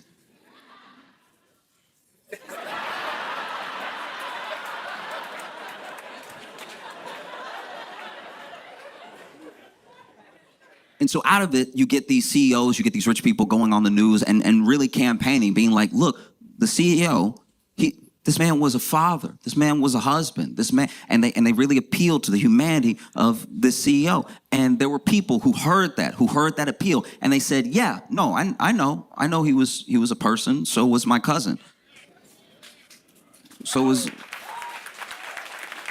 my brother. So was my sister. So was my friend." You know what I mean? This man had children. He leaves children behind. This is a senseless death. It did not have to happen. And it's like, yeah, no, I know about I know about avoidable deaths. You know, I'm a customer. I know people who have died these avoidable deaths because it took too long to get their medicine, took too long to get the treatment. Maybe it wasn't covered. Maybe they're on the phone forever. This man was a father. He was a husband. Okay, so was Marty. You know what I mean? And I think the thing that people are wrestling with, the thing that we're all trying to contend with in how we feel about this thing, because people want to feel like good people. We know that murder is wrong. We know that death is a tragedy, right? Because to me, personally, when I look at any death, when I look at any killing in that way, I personally look at it as a loss and a tragedy, because as long as someone is alive, there's potential. There's potential to turn things around. There's potential to change. And then if you lose that potential, then your story gets cut short and maybe things would have turned around. I'm not saying that they would have, but the thing that we're all wrestling with is that a murder did happen. Someone killed someone in cold blood. They just didn't kill an innocent man. Do you know what I mean? That's also what feels so conflicting about it. Like, a killer killed a killer. This dude was the CEO. A lot of people died under his watch, through his policy, through what United Health does. You know, there are a lot of people that are gone, and when you can see an act happen in real time, it's very easy to look at it, be shocked by it, and call it murder. When you can spread all of the culpability, when you can spread all of the actions across thousands of individuals and a whole system, now somehow it's nobody's fault. You know, and like, you look at someone like Brian Thompson, that CEO. That dude was, to himself probably, I'm assuming, just good at his job. It's his job to make the company money. I don't know what CEO, outside of maybe like a gun manufacturer, wakes up and wants people to die. Like, I don't know. I don't know what CEO wakes up. These CEOs, they work 80-hour weeks and they don't see their families and everything, but they do it because of their obsession to succeed and to build up the company, to make the company successful, to give back to the shareholders, all the reasons they come up with. And some people die along the way, then that sort of is what it is, right? But this dude, make no mistake, he was a killer. He was such a good killer that the company was like, damn, Brian. Damn, you cold-blooded. We need to make you CEO. Wow, you don't care. You don't care at all. Women, kids, you get them all. Wow, Brian. He got promoted the way a gang member becomes a leader, you know? You're the coldest one out here. You know, it's tough. It's really tough. It's hard. It's also hard because when you talk about it or whenever you're feeling what you're feeling, you don't want to. We're all human, but you don't want to lose your humanity. You know, like you don't want to get so spiteful that you lose some of yourself. You know, and so this dude, they're looking for him, and it's hard because the people are on his side. There's literally people dressing up as him, right? And I'm not gonna lie, I feel like some of the cops were even on his side because the cops were on a manhunt for him in Central Park, and they weren't looking hard.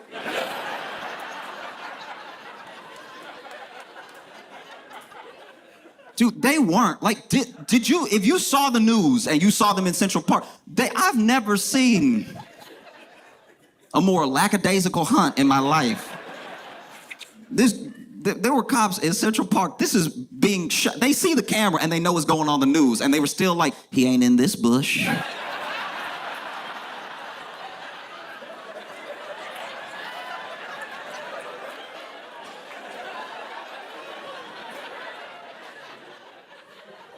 Where else is there to look? No. No. It's hard, you know. It's also difficult because you want to have empathy for everybody if possible. You want to see every angle if possible. But this one is tough in a way because of what Brian was just a representative, by the way. That dude just is one of the dudes. Nothing changed. He's one of the dudes. And he can be one of the dudes because the system's already there. So it's not as if doing anything to him does anything to the whole, right? I mean, I will say, I do think they rolled back that anesthesia thing. That did happen. Maybe they'll go through with it later, but for the time being, it seemed like they were like, ooh, okay. You know? But he's allowed to be where he is, how he is, because of the system at play. A system, by the way, who didn't care about Brian either. Let's be honest about that. You know, because that man was headed to a meeting when he was murdered, and investors still had the meeting.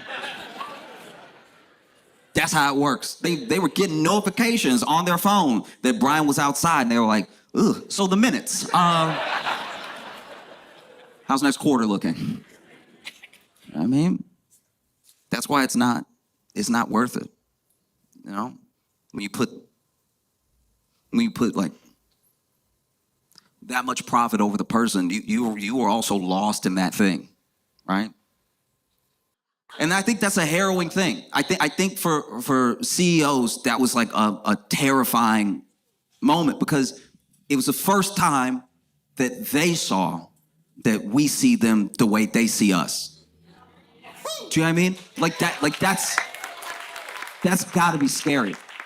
Because for them, make no mistake, for them, we're not clients, we're not consumers, we're not customers, we're not even users. None of the names that they put in their reports, none of the things that they say to their shareholders, we're numbers, we're an account number, we're this thing. Which is why when we go away, when we disappear, when we die, it doesn't really mean anything to them. Because they never really saw us. And then the response to this shooter, this like overwhelming positive response on social, I'm not saying it was everybody, but a lot of people, it was kind of this wake-up call that we don't see them as people either. Which is, that's scary. That's a scary place to be in, you know? Because when you would see it on the news and the news described it, let's not mince words. It was a murder. The man was murdered. You know what I mean? And the news would describe it as if it was the singular event in history, this horrific crime that took place in the streets of New York in broad daylight, this harrowing attack. And I'm not saying that it wasn't. I'm just saying that the woman in the video with her coffee that got out of the way didn't spill.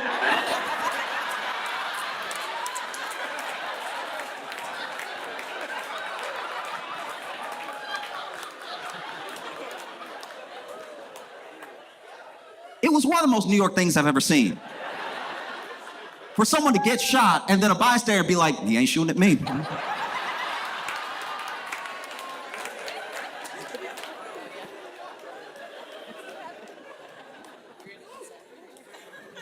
And so then they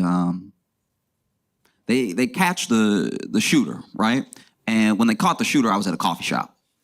And everyone got a notification on their phone. We weren't all talking to each other. Just you could see everybody was either already on their phone or pulling their phone, but I heard beeps, I heard all the little notification noises. And then in this coffee shop, I'm not even kidding, there was a collective, "Aw."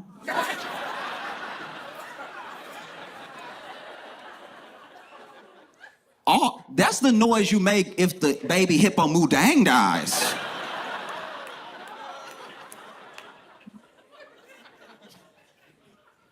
That was wild. Oh, yeah, they caught him in a McDonald's. And there was footage of him on the news later in that McDonald's eating a hash brown. And when I saw that, I was like, what? Wait, he's eating a hash brown at McDonald's. He's eating McDonald's hash brown. So it had to be before 10:30.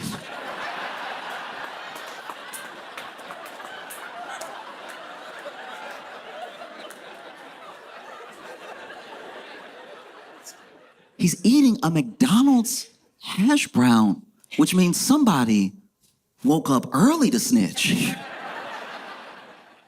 Damn, barely awake at 9 o'clock. I don't know. Blinking, oh, that must be him. Let me make the call. You know? And what's even crazier about that is apparently, at least as of the time I am talking to you, it looks like that McDonald's worker that called him is not going to get the reward money. Which, wow. Is not going to get the reward money. And people were looking it up. The person was like, why wouldn't I get the reward money? Everything. Apparently, what they were told and what the internet says is like, actually, the process of collecting reward money for turning someone in is very complicated because there's an amount that has to be approved by two different bodies, and one body approved the $10,000, but when it got up to like 50, 60, it wasn't approved by both bodies. So then when they turned them in, they may not get anything at all, actually, because there's so much confusion around how much to give them or if it's the full amount. And I'm like, damn, that's kind of wild to me, because there was no confusion when they called and they were like, nigga here.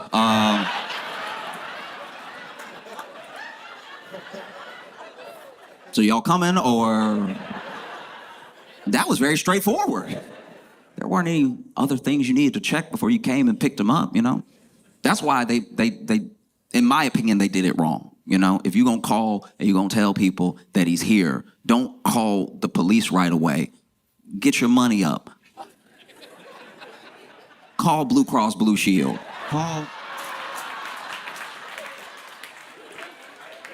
Call Blue Cross Blue Shield and be like, hey, I know you don't know me, but I think I might have eyes on your boy, and we don't know what he gonna do next, so what are you thinking, 50, 60?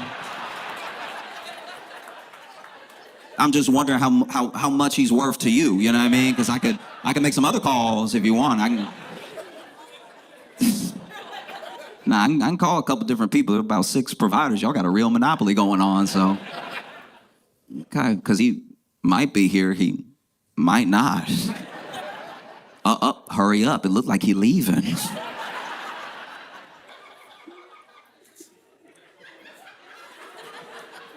I always thought it was very straightforward. You know, there's a reward out for a fugitive, and then you turn in the fugitive and you get the reward. That's how it happens in all the Westerns.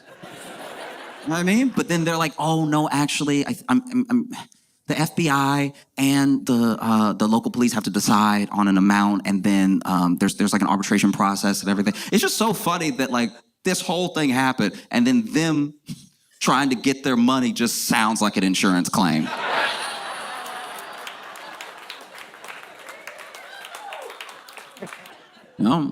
So then they come and they catch the dude, and he has everything with him. He's got his backpack with him, gun in his backpack, 4 fake IDs and everything. And it's kind of wild because so many people, when the attack first happened, thought this dude must be an assassin. How do you get out of New York?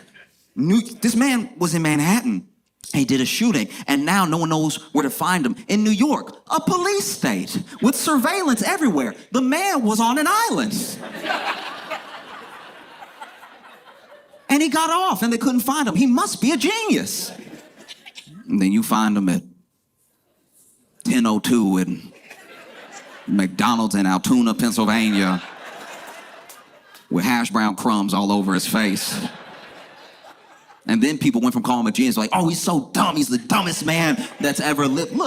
Look, I think all this proves is one thing.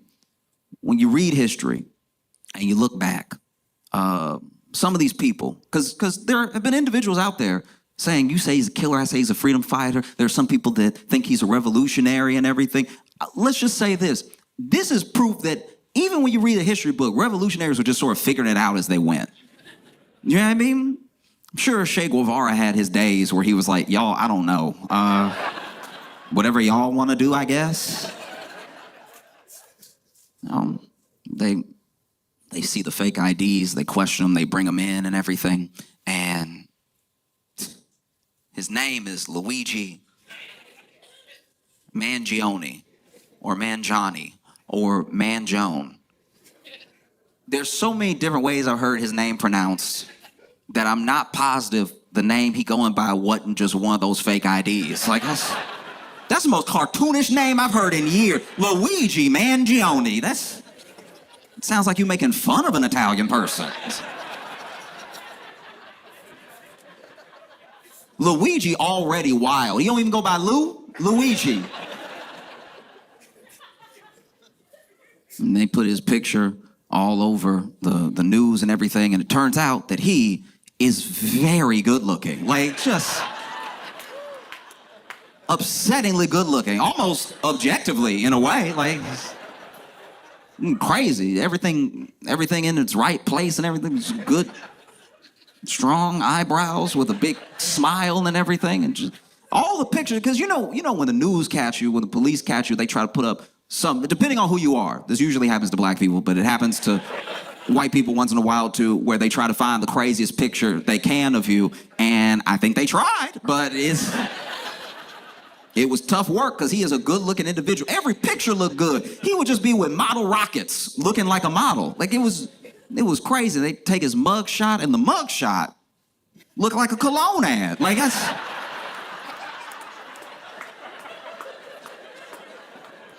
that was upsetting to me as a fellow man. I was like, y'all gotta get one bad pic, please. One bad picture. He was doing everything in that mug shot but biting his lip. Like, you've seen the mug shot. My man was...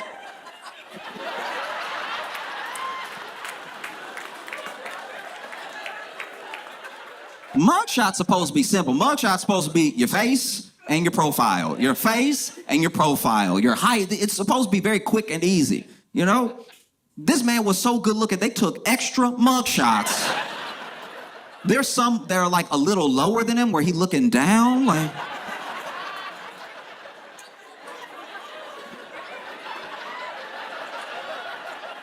There's some up high where he just like, you can tell even the mugshot photographer was like, now do it like you're a bad boy.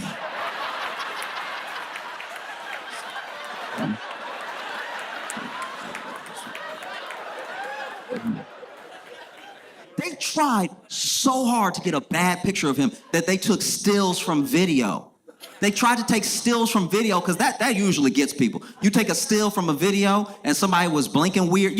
Okay, normally people blink with both eyes at the same time. Every once in a while, like let's say you mid-yawn or something, or you're chewing, one eye might close before the other eye. And if you catch me in this moment, I look a little off, something going on with me. And now if you tell people I killed a bunch of people, you're like, I can see it. I can see it on... That's what the other eye is hiding, is secrets. That's why it's closed like that. Okay. This man was being led to the jailhouse through what looked like a tunnel, and he getting pushed by police through a tunnel, and he's screaming, and they took stills from that, and those still looked good. Who looks good screaming? This man's getting pushed through the tunnel, yelling back at the media, going, like just... I'll show you right now.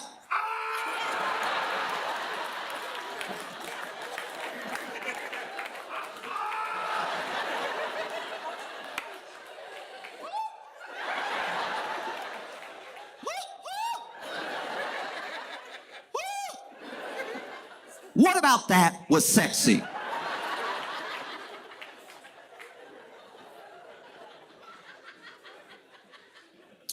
And people already thirst trapping. If we thought Ted Bundy got letters.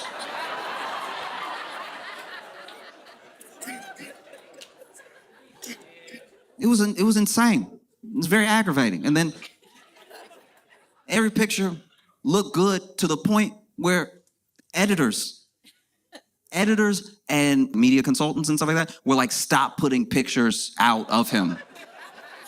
That's how good he looked. They were like, stop. You botched it. Don't put out another picture. And you could tell that the newspapers were getting aggravated because these newspapers and these media companies are owned by billionaires who are terrified right now of what's happening. And they see the public lauding this dude as a hero, and they're trying to get at least something. The cops literally had to tase this dude, so he pissed himself, so he took one bad photo. But even in that one, you're like, aw.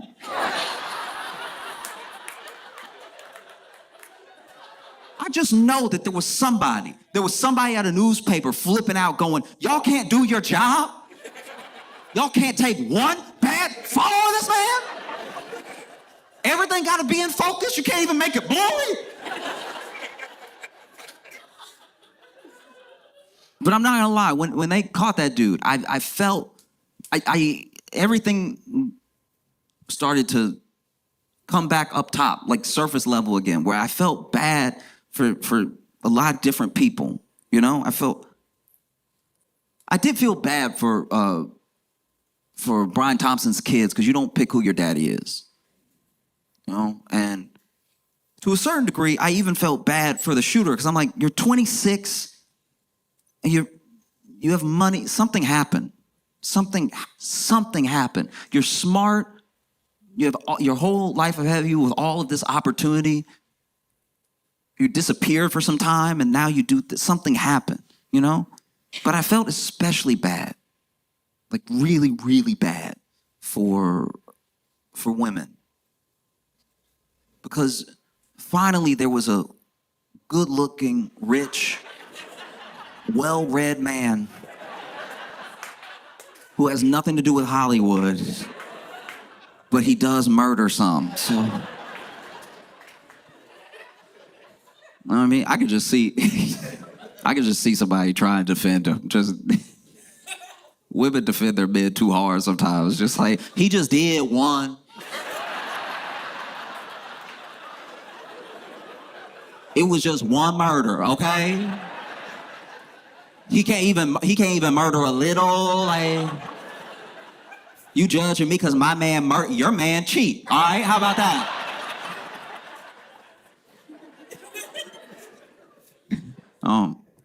Felt bad for a lot of people when it happened, when it became like surface level real again. It wasn't just this like spy crime mystery thing. It was like back down to earth with real people. I also feel very bad for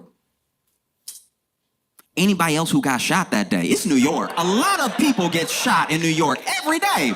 Imagine you get shot in New York. Ow, they got me, right? And you holding it. And let's say you're an artist. So you actually do your own police sketch of your shooter. And then you hobble your way over to the police station and you put it in front, like, look, that's exactly what he looked like. I had a lot of time to draw it. Can you go looking? And then the police look at you and be like, sorry, this other thing's sort of an all hands on deck. You know? But yeah, it's tough. It's tough because, there was even a lot of talk about which CEOs in this whole thing were safe.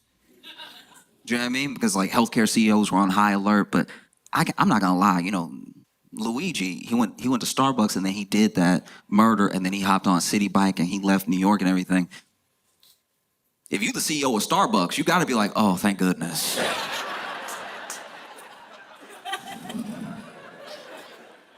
Starbucks does stuff too. Starbucks,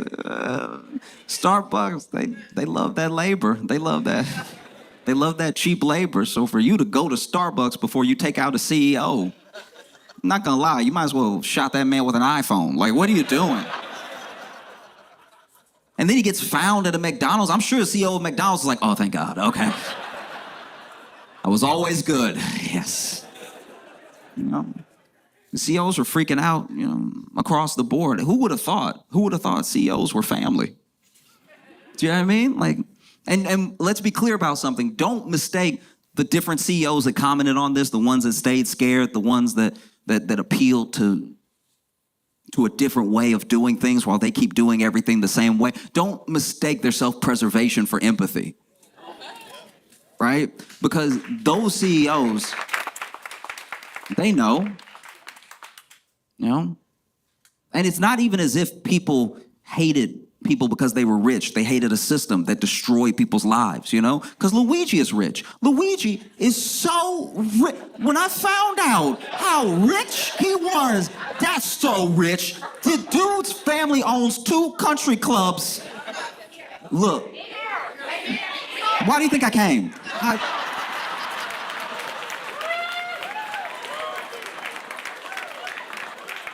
This dude's family owns 2 country club. This is just me outside looking in. I didn't even know you could own a country club. I thought it was owned by the country. I had no idea, because usually people don't put their name on the country club they own. It's not like it's Rick's Country Club. Like,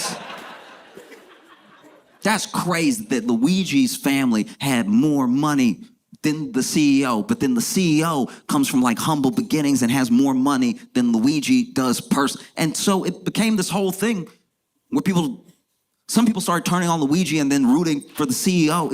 It was odd because people got too wrapped up in the money. But for me, it's not the money specifically. It wasn't about who's rich and who has more money than who. It was about a system that destroys people's lives, It was about the fact that some jobs make you a monster and there are some jobs you have to be a monster to do. You know what I mean? And so for me,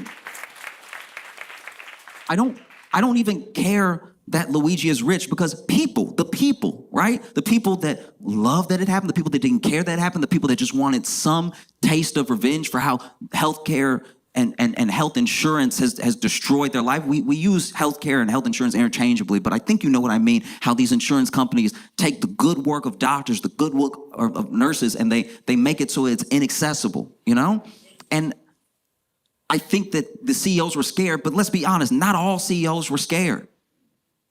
I'm pretty sure the CEO of Ben & Jerry slept pretty good this entire time.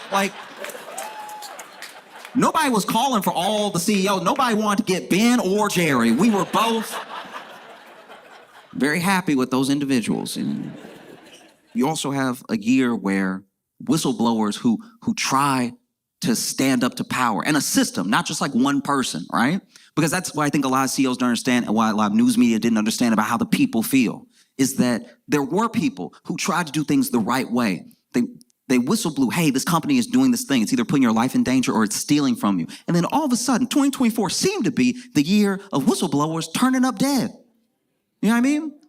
Look at the Boeing whistleblower. That dude turns up dead when he's supposed to testify in the thing he already risked his life to do, and you're telling me he just mysteriously died in the parking lot of his hotel room that nobody knew he was staying at? Come on now. Come on. And then my man is blowing the whistle on a bunch of stuff we already know. He's like, the door gonna fly off. We heard.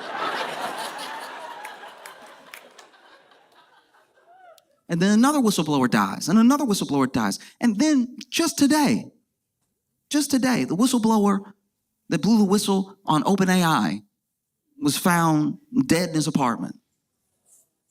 And so, yeah, I think that people, as in individuals just generally in the world, are scared. They're scared of what happens when you stand up to power. They're scared of what happens when you try to do what seems like the right thing, you know?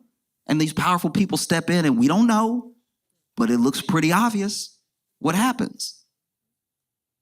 And I think for me, at least to me, people, all of us, are like mirrors of each other. And right now, the mirror's like shattered a little bit. If you put up two mirrors next to each other, you make an infinite image, right? In both directions. But if you crack just one of the mirrors, you've cracked the whole infinite image, you know? And so the way that they see us, not as people, not as people who they should take care of because we are their customers, we are their consumers. We gave them money in good faith for insurance, for our health, and then you deny when I need something. I've been paying all this money. If I had just saved the money and put it aside, I might have enough myself. And now you're standing in the way of me and my health, and you don't think that there's gonna be any blowback with that? You don't think anything is gonna happen next? That's wild. We're in a time where you see like Josh Shapiro come up and be like, this guy was not a hero, let me be clear. Sure, fair enough, I'm with you, all right. But you have to pass legislation. You have to get it through. And don't let a lobbyist sway you, and don't let a lobbyist sway your colleagues. You have to do something then. Because I cannot stress enough how scary it is, how much of an inevitability we're heading to. You know what I mean? If you look at history alone, all by itself, is a playbook for some people, is a cautionary tale for other people. I think a lot of the answer to what we're facing is in history. It's in Versailles. And when you read the history of Versailles, you read the history of French Revolution, it's very apparent that, you know, whether it's police, whether it's an army, guards, whatever it is, they protect the powerful, not the people. You know, and the only reason that the people won in the French Revolution, in my opinion, is because the army's guns took like a Seinfeld episode to reload. Like, say, yeah, you probably get them up out of there real quick. Like you go to, I went to Versailles. I went there and it is beautiful. It's a testament, it's a monument to like what people can accomplish, but it's all one man's wealth, you know? It's all for the king. But the gardens are beautiful. Inside is beautiful. The mirrors, everything. It's decadent. It's when I walked in, I was like, wow, I get how this can happen. I get how you could have everything in the world and you want to make something like this and it's still not enough. You want to add to it. You want to build more, build better. You see the king's bedroom. You see where Marie Antoinette, her it's like you see so much. And then you walk through the thing and you also are like, oh yeah, I can also see how if you were hungry enough and you broke in here and you saw what they did, you would probably grab everybody.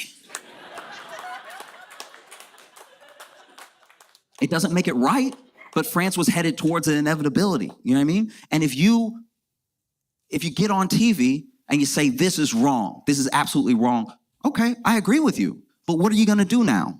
What's the plan? Like, politicians cannot afford to do nothing. CEOs cannot afford to do nothing. And the people cannot afford to do nothing. And if the last part scares you, you might be on the wrong side of history, you know? But that's a tough thing too, because now there's a lot of people saying like, all right, you got them, but good luck finding a jury. Good luck finding a jury that wasn't hurt by Brian Thompson. Yeah, that's a tough one. Because now, to me, all Luigi has to do is show up in court and be like, y'all, I tried to call and tell him I was crazy, but they kept me on hold for so long.